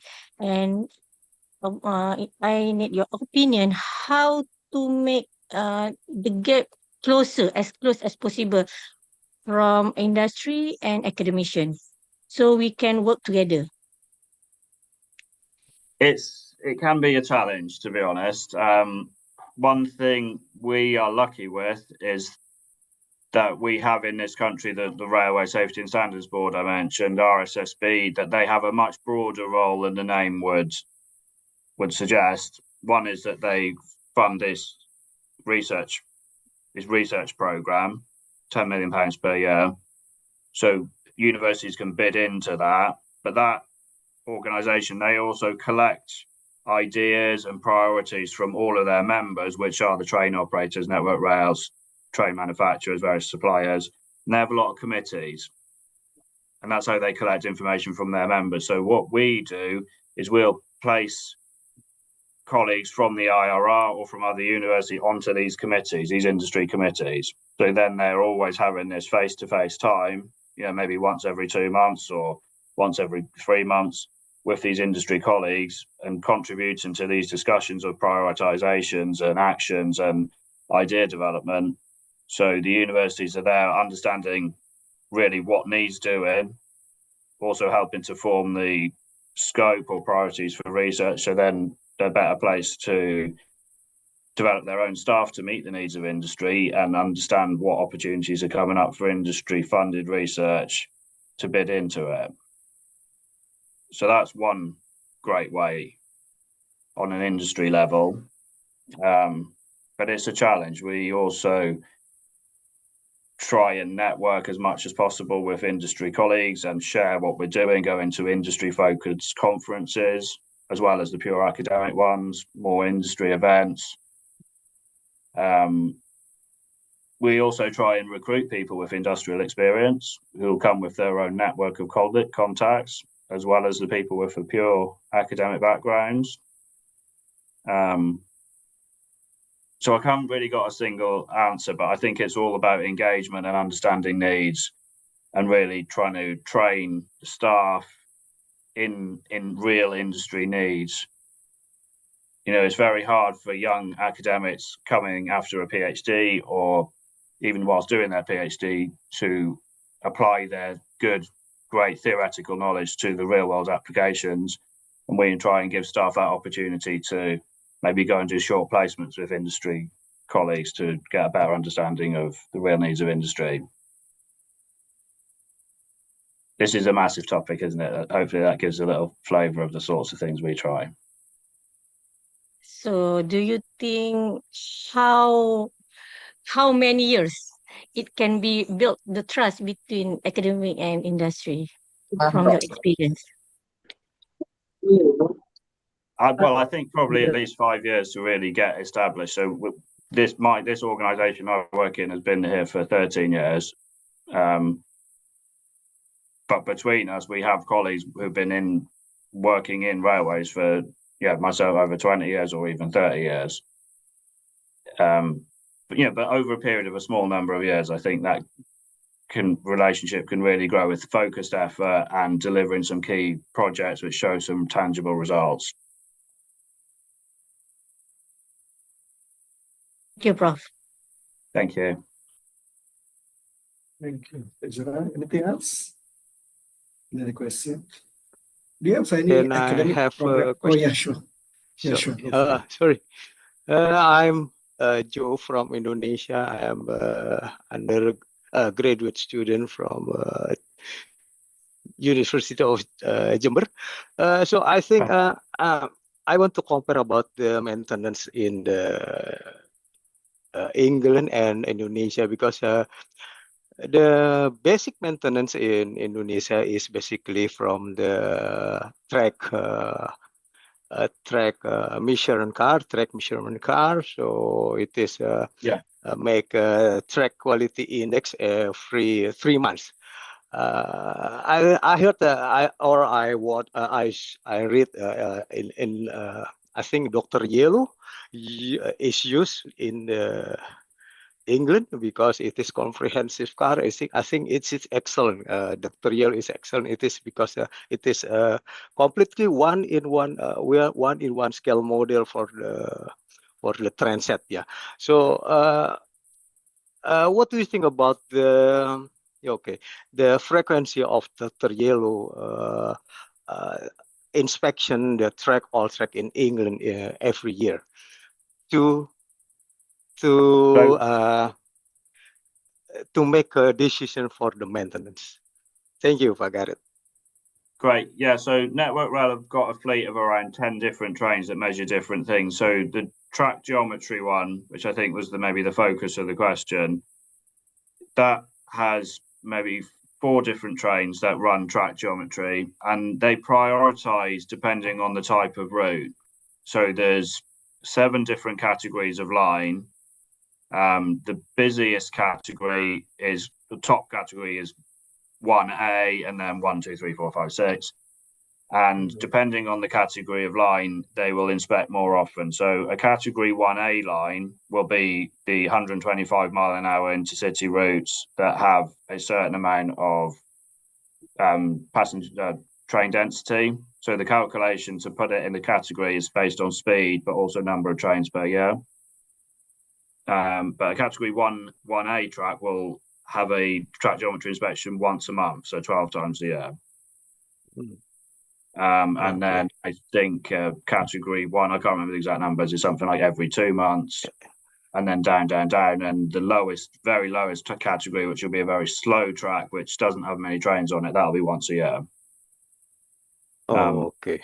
But that really helps focus resources. So it's focusing the resources on the track that's going to change the most often, because it's got the fastest, heaviest, most frequent trains running on it, and also the ones that carry the most risk for the same reasons. So in England, the category is based on speed or based on annual track pace, annual tonnage annual pacing? It's an influence of both speed and annual tonnage. Which one is if the one line is most in the passengers, so and then one line it is for freight train, it is not the speed is maybe low, but the annual passing tonnage is high. So which one is most important?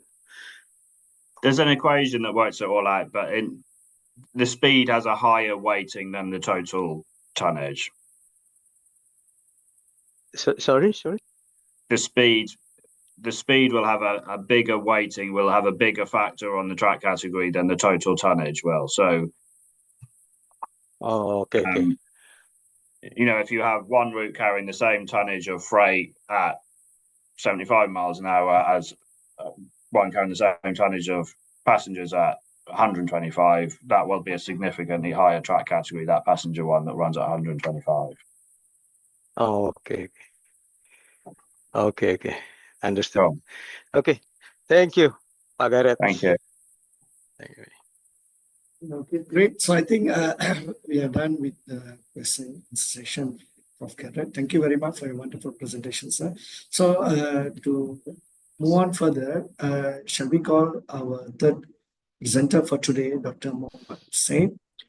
Right, welcome, Dr. Mohammed Hussain. So just a brief introduction. Dr. Mohammed Hussain. So Dr. Mohammed Hussain received the Bachelor of Engineering Electrical Electronics from an MSc in IoT, Internet of Things, from the University of Huddersfield in 2019, and also his PhD in AI, Artificial Intelligence for Industrial Defect Identification. Not sure which year was that, never mentioned here. His research is focused on the detection of industrial fault via computer vision. He has a particular interest in the field of machine vision, focusing on the development of lightweight architecture that can be optimized for development on constrained edge devices and ultimately onto the production floor. He is also researching into design-level architecture interoperability with a focus on expandable AI for sensitive fields such as medicine, transportation, and healthcare. Is keen on the delineation of vision aimed at providing tangible solutions to small and medium-sized firms. A bit hard for me to read your brief, actually, so much complex terms and everything. By the way, Dr. Mohammed Hussain will be with us on the title of Computer Vision for Railway Application. Right, sir, please, the podium is yours. Thank you. Thank you. Thanks for the introduction. Right. Let me just make sure I get the screen on. So just let me know if you can see my screen, please. Yeah. Okay, let's get down to slideshow.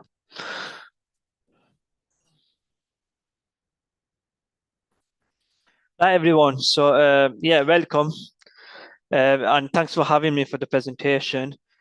So I'll be looking at it from a more technical perspective. So again, the focus is railway, but then there's a particular aspect of AI which we're working on within the University of Huddersfield and our railway department on how we can integrate computer vision into the railways. So I'll be giving an overview of what that is, what computer vision is, and how we've started doing some work with computer vision and applying it to different aspects of the railway to be able to enhance procedures, operations, and overall efficiency. So I think just before we go into computer vision, it's important just to give a bigger picture. So where does computer vision actually fit in? And also, the landscape at the present times, where are we? So computer vision essentially is a subset of artificial intelligence. Within artificial intelligence, so AI is really an umbrella term. It's a buzzword which is used quite loosely. What it is essentially is there's a few pillars that make up AI. One of them is machine learning, which is the most generic term. Then we've got deep learning, and then within deep learning, you can say we have another subset, which is known as computer vision. So our focus is on computer vision. Now, again, coming back to the umbrella term, why is AI so important now? I mean, the term was coined back, I think, around 1956. So it's been around for a while. The first neural network, again, was in the mid-90s.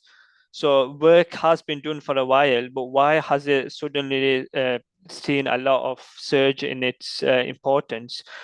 So in terms of on a national level, AI is essentially now a national asset.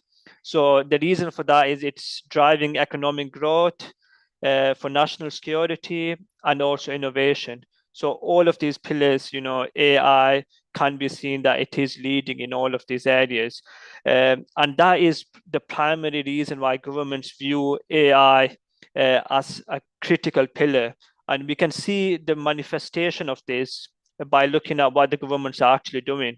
So there's been key developments worldwide. Here in the UK, we now have a dedicated national AI department, so which looks at what are our priorities with respect to artificial intelligence, what do we need to focus on, what's our roadmap, and then a lot of experts feed into this so we can create our strategic roadmap.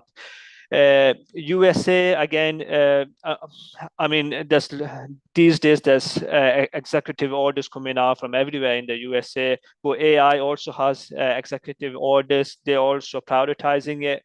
There's huge amounts of investment coming in. The new administration in the US in its early days, did commit a lot of investment to AI. EU came out with the first world comprehensive AI regulation. So they've got their own EU AI Act. And then obviously we can't miss out China from this.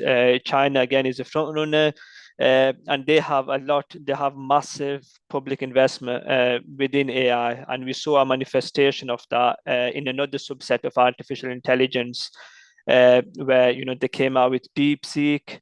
And it's been given a hard time to a lot of the the USA setups in the same domain. So they also are front runner in this. And then, our countries like Malaysia, the ASEAN nations, so they are also setting up their own national AI offices. Because one of the real concerns is the regulations around AI. A lot of the governments do not want it to go unchecked. So for that reason, they are creating their own departments, and they're taking in inputs from the expert to see, okay, what kind of guardrails can be put into place. But like I said, in general, why is all of this important now? Because the governments are seeing the importance of it. They can see what are the benefits, they can see what are the advantages and what are the disadvantages. And these are not just at a local level, they are at a national level, and they are at a level that if they're not addressed, national security can be at risk. And we're seeing a lot of this, within the warfare domain at the moment, and all, with the use of drone technologies. There's a lot of AI utilization over there. So AI in general, I mean, the gist of this slide really is just to set up, just to give some context, that AI is at the forefront almost in all of the countries at the moment. So, okay. So then that leads us up into computer vision. So like I said, computer vision is essentially a subset of artificial intelligence, and going deeper into it is a subset of deep learning. Now, the gist of computer vision is to be able to get machines to see, so visualize, interpret, and understand visual information. So usually when we're looking at machine learning, we're looking at deep learning, we'll have, a bank of numerical data, and that data is given into a machine learning model, such as a decision tree or a random forest or the artificial neural network. And then that will do some model training, go through some backpropagation mechanisms, and come up with some generalization pattern.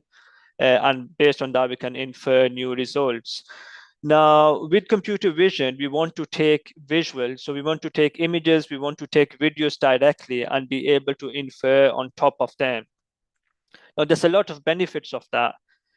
So we're able to essentially look at something the way humans are able to view, so based on the visual cortex, and then that speeds up a lot of processes, and it opens up a lot of domains where going through the numerical procedure of collecting images, doing the conversions, doing the manipulation, transformations, and then getting it into the right format before feeding it in, and then repeating the whole process again once you've got an output. It can be a quite a long-winded process. So the visual mechanism of it is to be able to make it as easy as possible and get the computer to essentially see the way humans are able to see. Now, what are the core areas within computer vision? So we've got image classification. So this is basically just looking at an image as a whole and just stating, either within the image, for example, there is a cat or there is not a cat. So just image classification as the sole purpose. We then move a step on, an enhancement to that is object detection. So this is within the image being able to say, okay, within the image, there is a cat, but where is the cat located? So being able to get the location of the cat, again, that's an enhancement. And it doesn't just stop there. It's not just a single object. It could be multiple objects. So, there could be a cat, there could be a dog, there could be something else. And then the CNN model is able to detect all of them, understand the context, and be able to locate actually where within the image or where within the video frame are these objects located. Going on top of that, so we have semantic segmentation. So this is pixel level. So, again, we're going more granular, not just looking at the location, but looking at the location with respect to the pixels. And then we've got a lot of so some genetic applications, that is facial recognition, optical character recognition. These have been around for some time, and these have given the inspiration for us to expand into new areas, new branches. And one of the big branches there is defect detection. And that defect detection, within manufacturing facilities, industrial production floors, and railway comes into that as well. So essentially, the goal of computer vision is for us to be able to give machines, so that's computers, smart cameras, genetic cameras, the ability to be able to see, and by being able to see, they are then able to make strategic decisions based on that visual data. So let's start to tailor our discussion now a bit more towards the railway, now that we have a bit of a background to it. So let's start off with a bit of a scenario. Now imagine it's 4 a.m. So it's pretty early in the morning, way too early for me. And you have a rail inspector and he's walking miles along a lonely stretch of track. So this is early morning. And if you're in the UK, most likely it's really cold, it's raining, and he's got a flashlight in his hand, and he's trying to spot cracks, loose bolts, or weeds which are pushing through the rails. So on the railway track, like I said, it's in the UK, the weather is cold, visibility is very poor around that time, and every hour which is missed increases the chance of a delay, or worse, a derailment. So now this kind of setting, back in the days was a standard. So it was a normal procedure. So what I mean by that is manual inspection was the standard that we would do for, railway track inspection, critical component inspection, and to a degree it still is, but we are moving towards AI. So I'll come on to that. Now, what's the disadvantage of this kind of manual inspection? So it can be slow. It is error prone. It's deeply reliant on human focus. So human bias will have a big impact on this. Now, there is also AI bias, which we'll come to, but human bias is always there. And you could say it's inherited by AI bias and all. Now, what I mean by human bias here is there's the likes of fatigue. How was the last evening for that particular person? What side of bed did they wake up from? How are they feeling? So all of these different characteristics are impulsive in the sense that based on how they are at a particular type, that will have some kind of influence on their judgment. So if they're having a bad day, maybe they're going to miss a lot of hazards, a lot of defects, because the focus just won't be there. So essentially, manual inspection led by humans really does depend on the mood of the human, or the kind of bias which is inherited by the human at that particular time. And this could be detrimental, if we're missing hazards, depending on the nature of the hazard, depending on the nature of the defects, there could be millions lost in damage, and worst case scenario, there could be loss of life.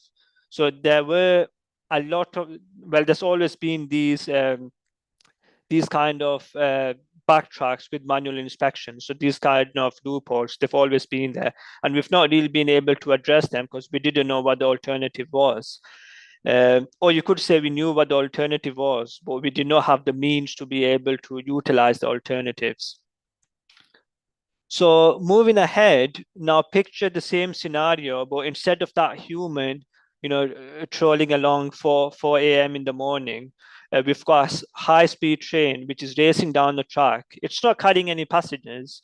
It's just a standard procedure, but it's been equipped with smart cameras which are hosting artificial intelligence algorithms, in particular convolutional neural networks, and these in real time are able to flag up microfractures in rails, identify overgrown vegetation, be able to spot missing fasteners, and a lot of other defects, and they're able to do it in real time at a very quick pace. Now, that takes away a lot of the limitations which I just mentioned.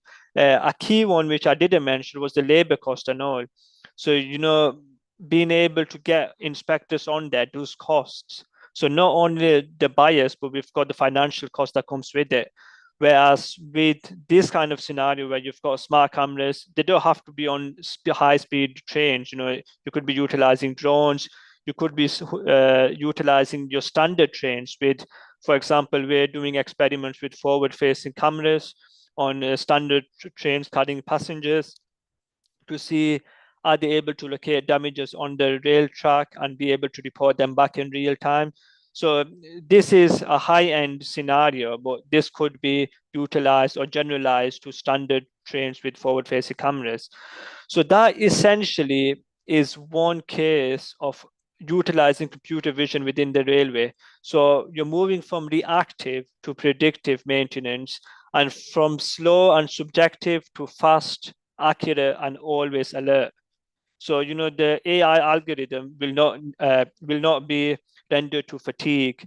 It will not need breaks. You don't need to pay the AI algorithm for the work it's doing at the end of every month. So there's a lot of these disadvantages which come with human inspection, which can be done away with when we're utilizing artificial intelligence and in particular computer vision.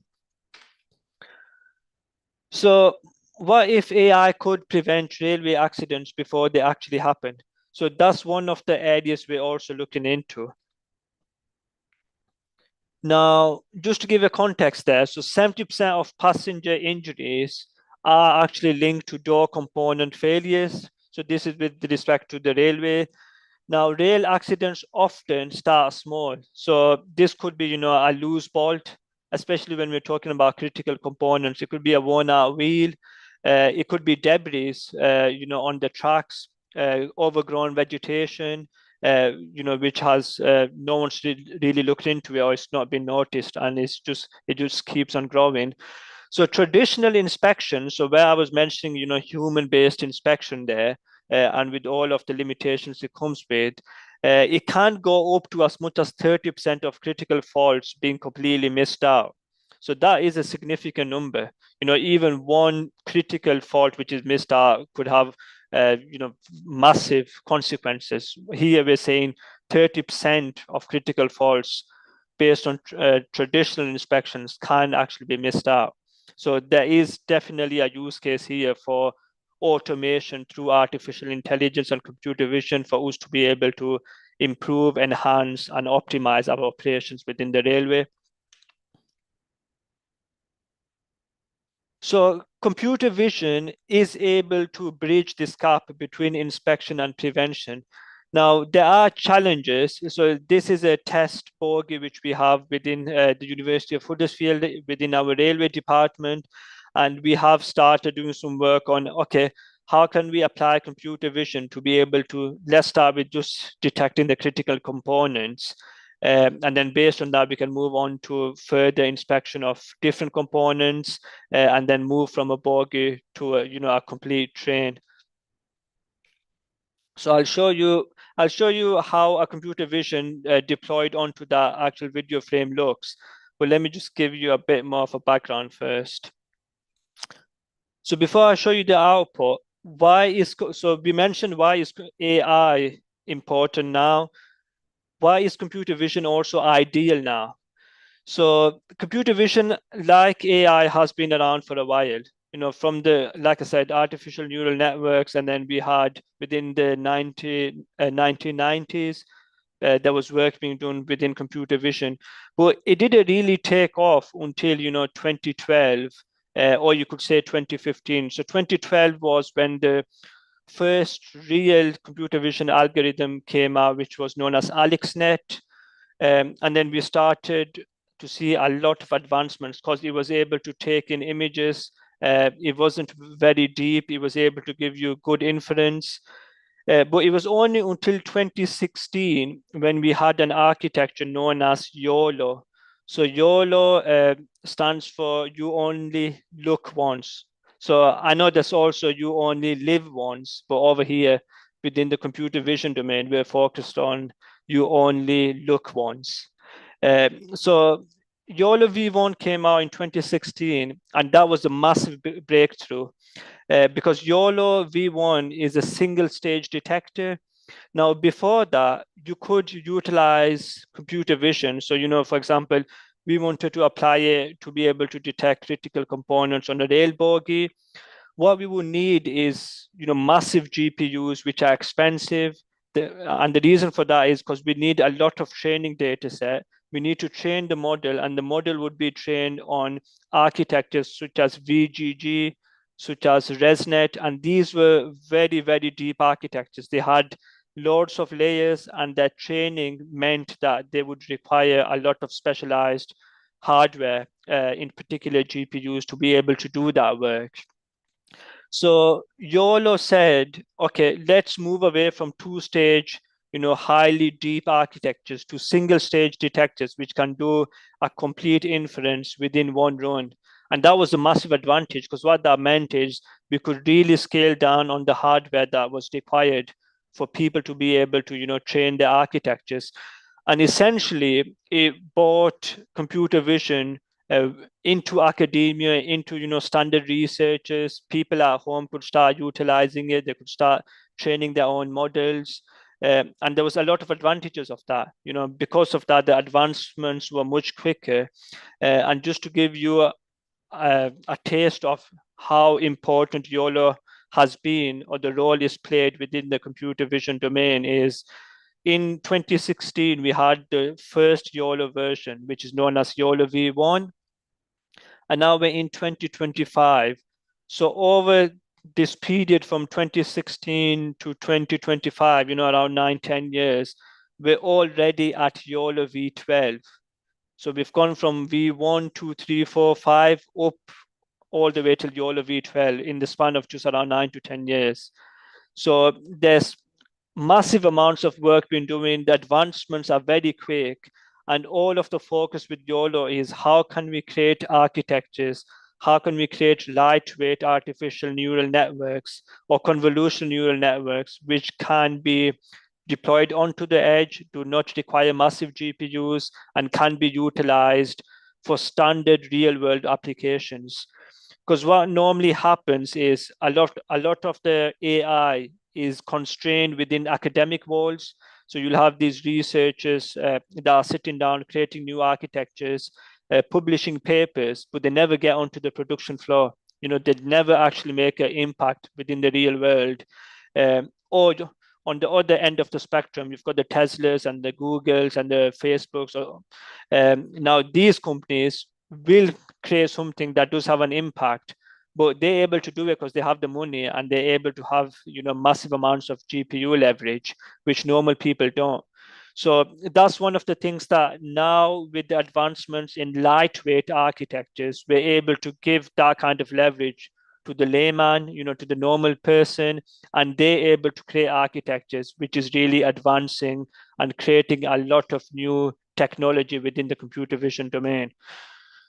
So, okay, I'll move a bit faster because I've got quite a bit of slides to go through, and I'm just looking at the time.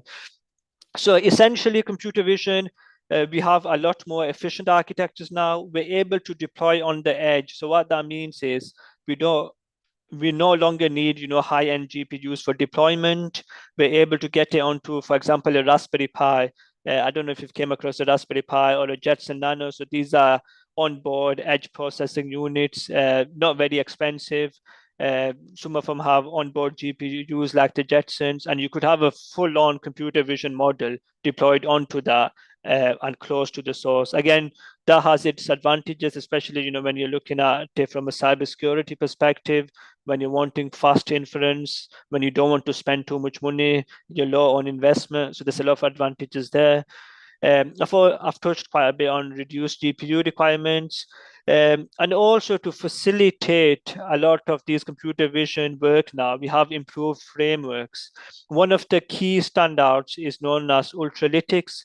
So this is the one that manages YOLO essentially now. But there's also other ones, we have RoboFlow, we have Luxonis. So we have a lot of different frameworks, which makes computer vision easy, and you're able to do it very fast. And there's a lot of broad applications. So industries are utilizing computer vision now. They're understanding its use cases. They're appreciating the use cases. which is, a good start. And we're also starting to mature with respect to data sets. So, data sets are being built, and the researchers are able to utilize these data sets to create specific models, which can then be deployed back onto the production floor. So in terms of, I've mentioned all of these benefits, of computer vision, but when we look at it from a railway perspective, there are still challenges. So it's not as easy as let's record a video and then put all of that video into an ultralytics framework, train a model and get some results, and then you're ready to go. There's actually a lot of challenges that are present within the railway domain and in general within the manufacturing facilities. Now we have occlusions. So this is referring to where the target object or the object of interest, is occluded. There's some kind of overlap with other components, and we can't completely see this component. Now, we can't completely see it, but that is the component we need to detect. So we then need to find a way of how can the computer vision algorithm understand that, okay, that is the object of interest, but I don't have high confidence that it is actually the object I'm looking for. So what are the ways around that? Then we've got lighting variations. So depending on where you are, environmental, the lux intensities of the light will also play, can deceive the CNN model.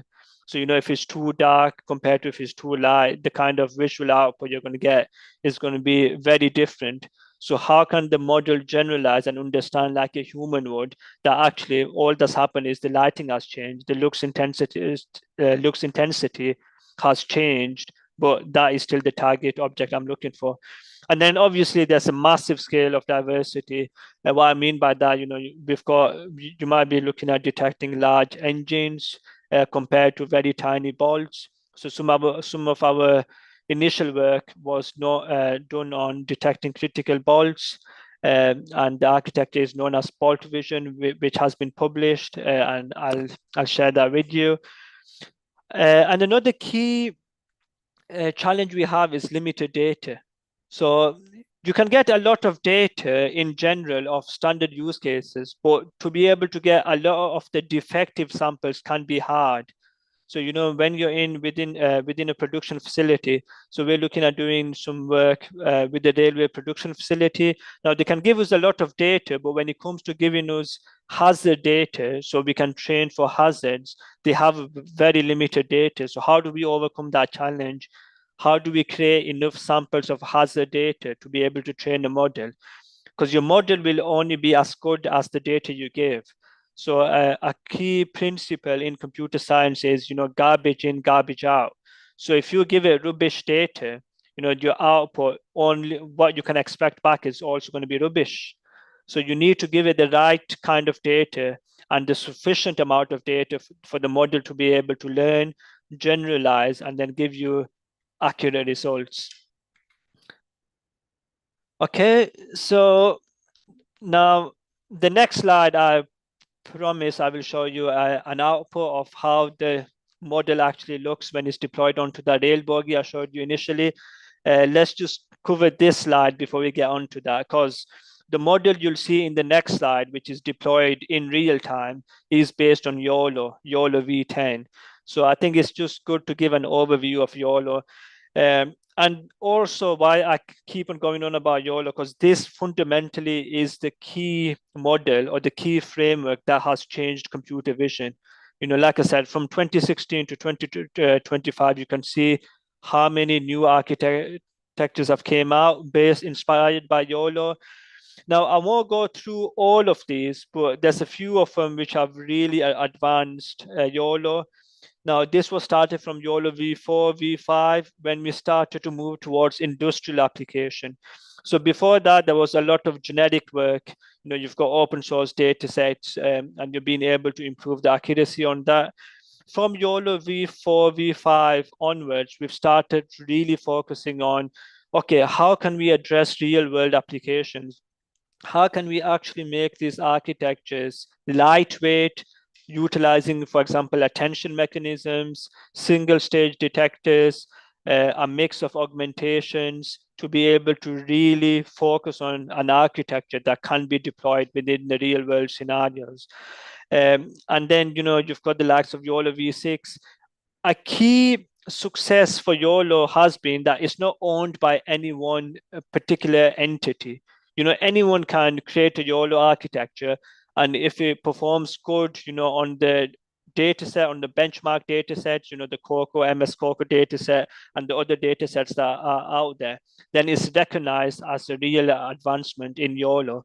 So what that means is it's not tailored, or it's not taken ownership by just one entity. Anyone can be working on it. I think YOLO V6 was done by a research group in China. YOLO V4 is done by Ultralytics. Then YOLO Ultralytics came back with YOLO V11, V10. So there's a lot of different companies, entities, research groups which are working, which are inspired by YOLO and creating specific architectures to forward the agenda of industrial applications. Okay, so this is the initial video I showed you, but with critical components being detected through a smartphone by deploying it on a YOLO V10. So you can see here in terms of the inference is pretty fast.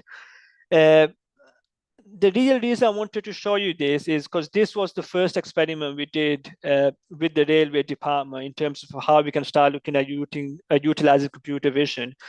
Now, one of the impressive things here is all of this was done within a day. So, from collecting that raw video data, which we showed you, to splitting it into images, labeling the key components, then training a YOLO model and deploying the YOLO model back. All of that was done in a day, whereas if you go back, say, 10 years, you'd be looking at getting something like that done within 6 months. So that just shows the speed of advancements and the impressiveness of YOLO in the sense that we can really speed up deployment. Now, if we're able to detect components there, we can then, that opens a lot of branches, because you'll see in another slide is we then only zoom into the axles. So I don't know if you can see my mouse moving over here, but we then focus on a particular component, because that particular component can have sub areas or sub domains of interest. So for example, this area here, the axle end cap, that has bolts on it. Now, what about if a bolt is missing? So we then are able to zoom into that component and then focus on the sub-interest objects of that component to see if there is anything missing or not. So it opens up a lot of different branches, but that's only possible, due to the fact that we're able to speed up the process, we're able to do it in real time and get performance back in real time to be able to make strategic decisions. Yeah, so just zooming into that, well, basically what I just said, based on an abstract view, we can then zoom into certain components within there, bolts, nuts, washers, seals, and there's absolutely loads. We focus at the moment on rolling stock. So there's a lot of areas within the railway rolling stock domain that can be applied to with respect to computer vision. And I'll show you some use cases there. So before I do that, there's one key challenge which we faced before we created our first architecture, which is known as bolt vision. Now, that was being able to detect smaller components. Because even from a human perspective, the bigger components are quite easy to detect. They're quite straightforward. The smaller ones need a bit more focus, even from a human. From a human's perspective, you do need to have some training to know what you're actually looking for. And due to that, some statistics show that 25 to 50% of these kind of defects, when done through manual inspection, can be missed.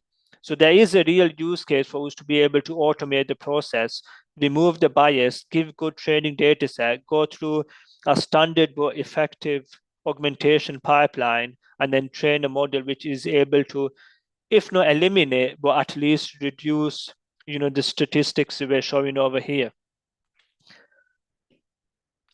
Now, so this is one of our first architectures, like I mentioned, bolt vision. So the bigger picture you saw of the complete bogie, this is now focusing on a particular area, and that's the axle cap, and being able to see, okay, are there any bolts missing? Again, you know, from this, we can clearly see a use case of it, because critical components being missed out, and that particular bogie going into operation can have really bad consequences. So to be able to do that, now we don't claim that computer vision just needs to do it on its own. It can also, in its early stage, be led through human inspection. So it can be an assistive technology, whereas, for example, a human is doing the inspection, but he's wearing a smart cap which has an AI computer vision camera embedded in it. And whilst the human is doing it, the smart cap is also doing its own inference. And if the human does miss something out, the computer vision can label that, or can just give a prompt to the human and say, by the way, there was a missing bolt there. Have you seen that? Have you factored that in? Have you noted that? So it can also be used as an assistive technology. And then there's a lot of technicalities. I don't think I'll have time to go into that with respect to the architecture, but also interpretability. So we're able to generate these heat maps, which you can see on the bottom right-hand corner. So whilst you're training the model, we now have frameworks, we have libraries that let you see what is the actual model looking into. Why is it making a particular decision? So for example, if the model is giving higher weightage to this area, then we know this model is false. It's not learning the real pattern. It's actually being falsified or is being misled by this tag, which is over here.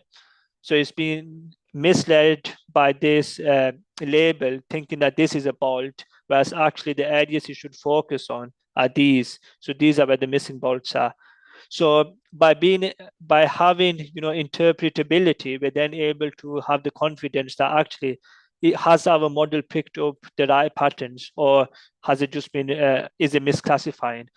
And if you remember, if you go back 10 years or so, interpretability was a big issue, because artificial neural networks, the big issue we have with them is everyone says the black box.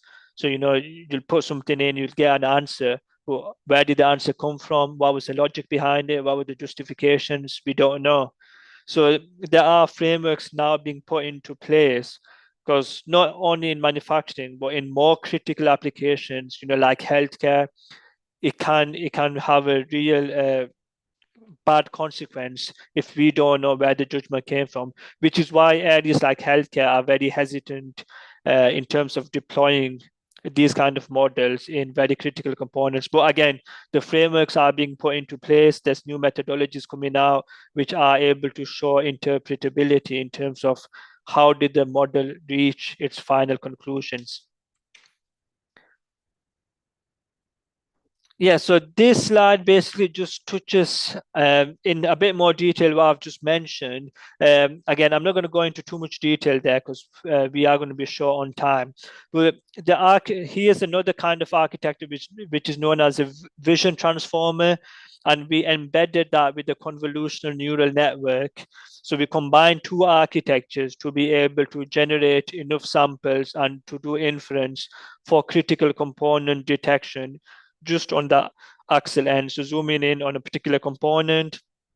And again, like I said, we were able to factor in terms of the interpretability through the training process to see if our model was actually learning the real types of patterns, or if it was being misled by some other component which is on there, or a sticker or something which has been placed on there. And then some details of the architecture over here in terms of how we start with the input, what are the different procedures the input goes through, how is the training done, how it goes through the dense layers, the dropout, and finally it makes a decision, is the bolt there, is it missing, or is it present? So again, there's a lot of details there, but we really don't have time to go into them. Yeah, so like I said, in terms of how could this be beneficial, you're looking at predictive maintenance, scheduling, post-repair validation. So once something is, once the validation process has been done, can we validate it through computer vision, safety compliance auditing. So there's a lot of different applications for it. And the interpretability factor also, gives us more confidence to be able to say, okay, let's bring in the computer vision into our existing validation processes, because we're able to justify how we got to the end means.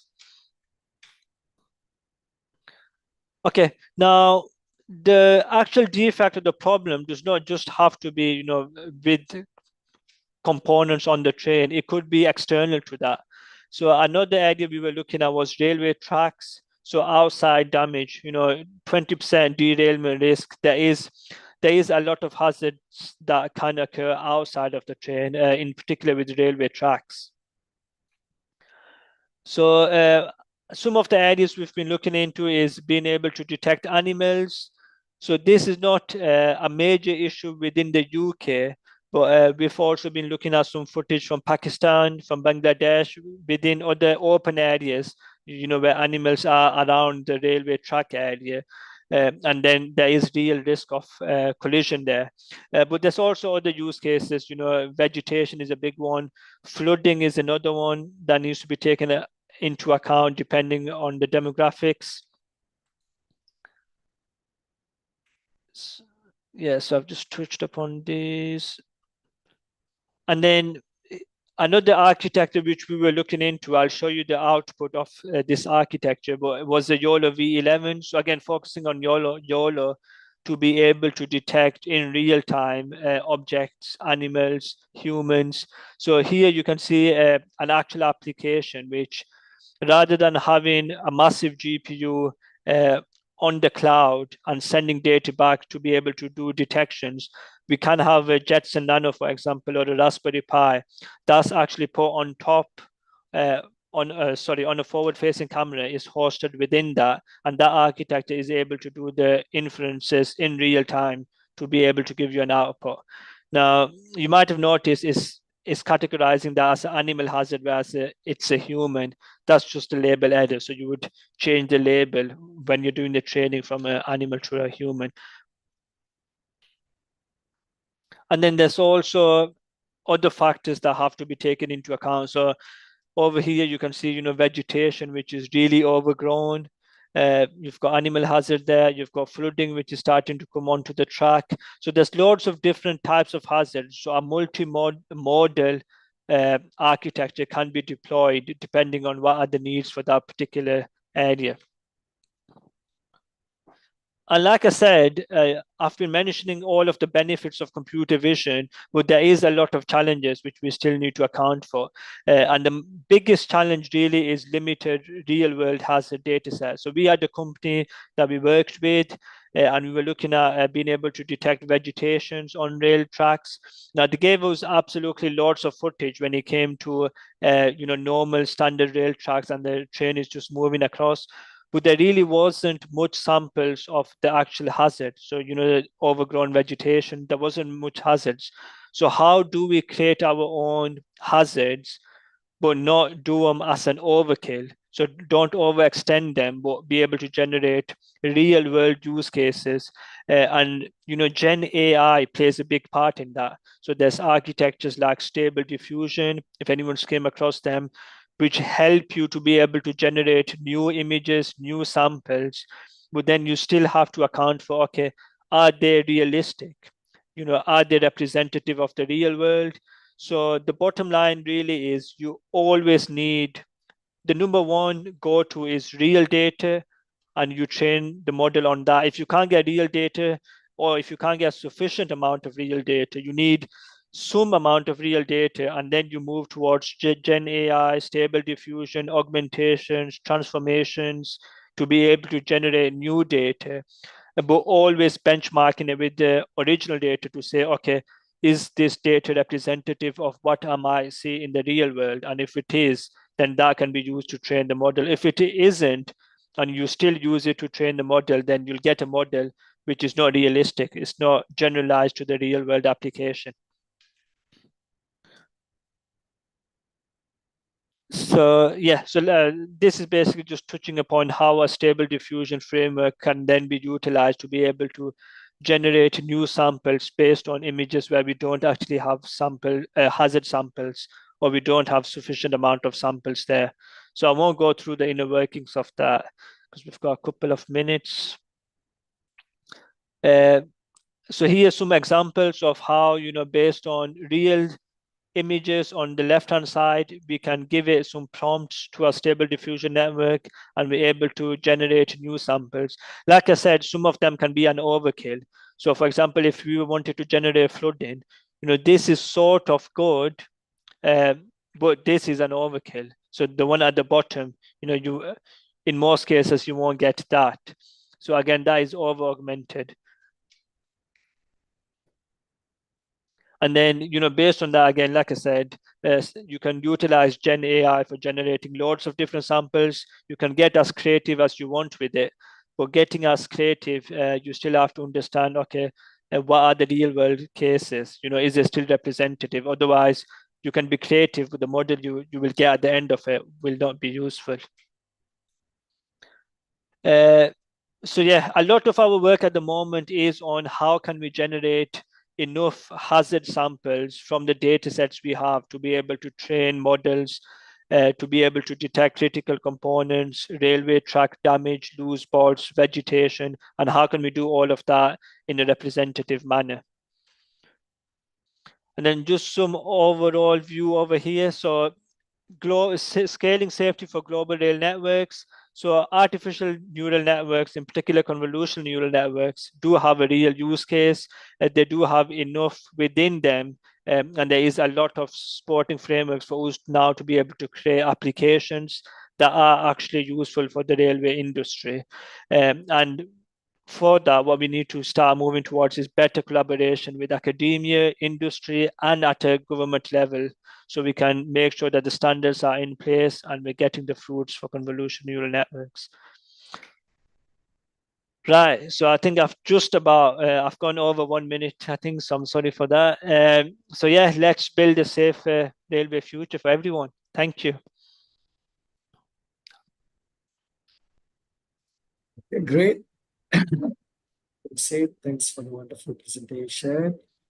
Very much into AI, which I believe is a very new field, and all over the world, people have been exploring more on artificial intelligence. Now, we also have been got some kind of invitations and to participate more on this. But then AI in railway is something new as well. So thanks for the sharing. By the way, participants, have any question to Dr. Hussein? Oh, they got one, I think, in the chat box.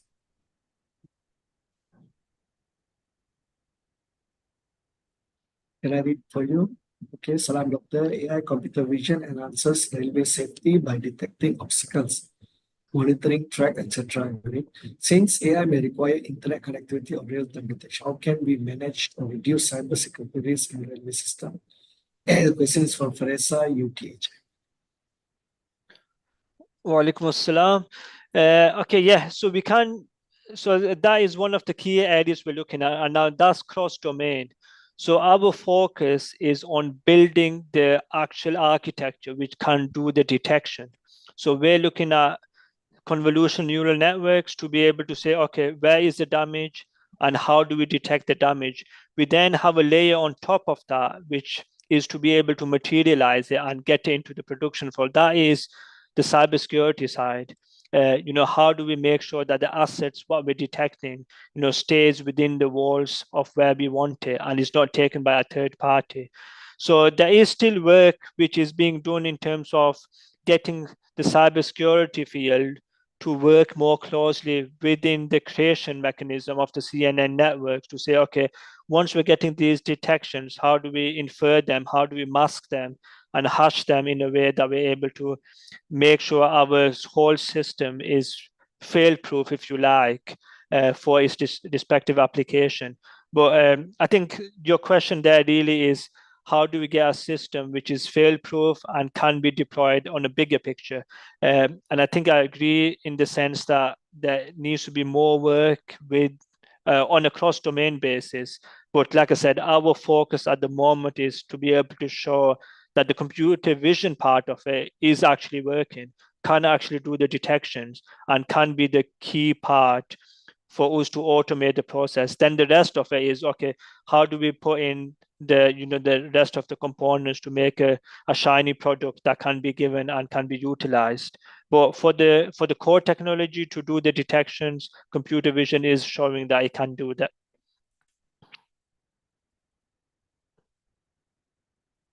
Okay, Faris, are you okay with that? So shall we go for any other question? It's interesting topic, I believe. Sorry, Pak Partegishu, I have a question for doctor. Can go for it. Yeah, okay. Okay, Assalamualaikum, doctor. I'm Joe from Indonesia. I'm very interested with the AI of the for the railway.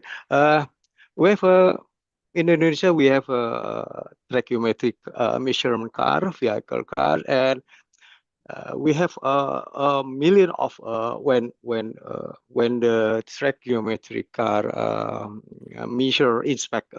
Sorry, wrong camera. Okay. Okay. Yeah. And then it is a thousand of picture of rail.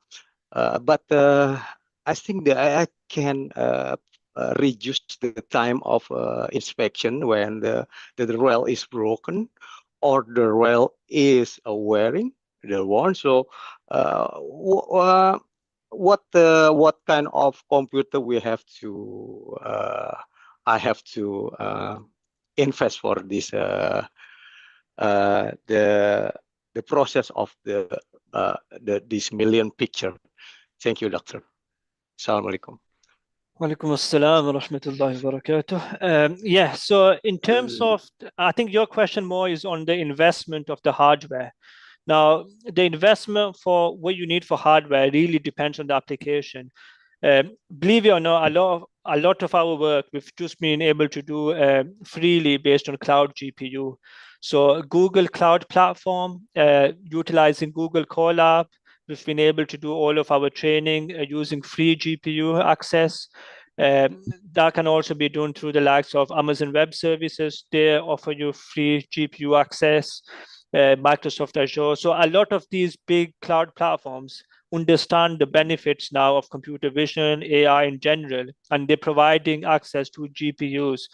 Now, they're providing it from the perspective that will give some limited free tier access. And then based on that, once the GPU runs out, the developer will say, okay, I need to subscribe for it, I need to pay for it and get more access. But there are smart ways in the sense of how you utilize your data set, how do you prepare your data set, how smart are you with developing the initial training data set to be able to do all of the process in a limited manner without running out of the GPUs that have been allocated to you. But with that said, if you do have the investment there and you're able to make that, there's various different GPUs that can be bought from the market. RTX GPU has its own range. NVIDIA gives you a lot of GPU choice that can be utilized, for getting your own hardware. But yeah, feel free to get in touch with me, and I'll be more than happy to discuss that in more detail. Okay. So, what kind of software can make can AI utilize the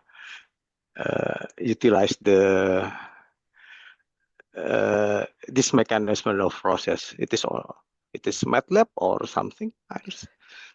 Okay, so MATLAB is usually used from the engineering domain.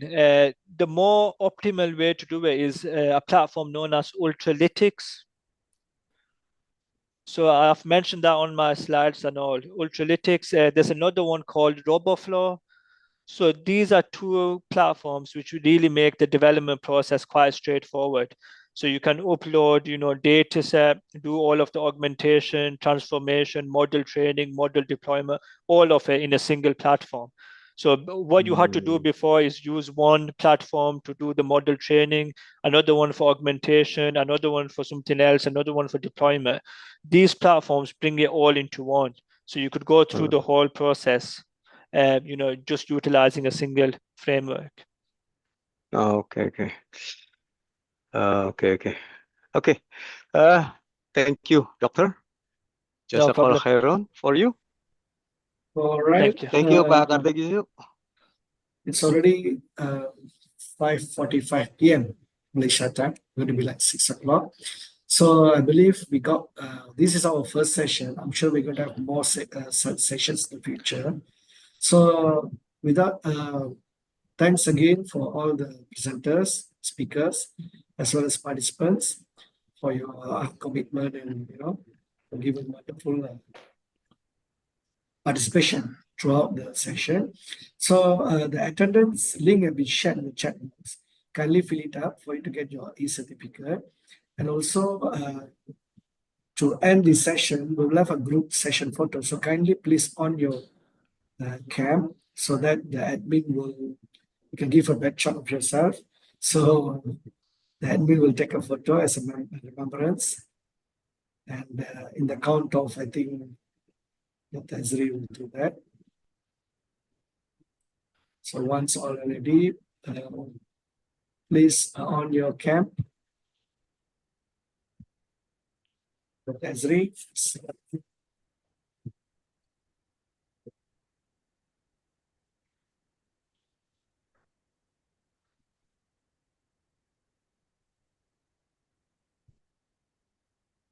Okay, maybe I'll give a count. In the count of 1, 2, 3. 1, 2, 3. Have you got it? Dr. Azri? Yeah, all right. Can you hear me? Yeah, you can. Right. I think Dr. Muhammad Hussein need to stop the sharing, the slide sharing. Oh, Yeah. Sorry. Right, done. yeah, that's fine. All Can we right. do it again? Yeah. Okay, ready, everyone? On a count of 3. 1, 2, 3, smile. All right.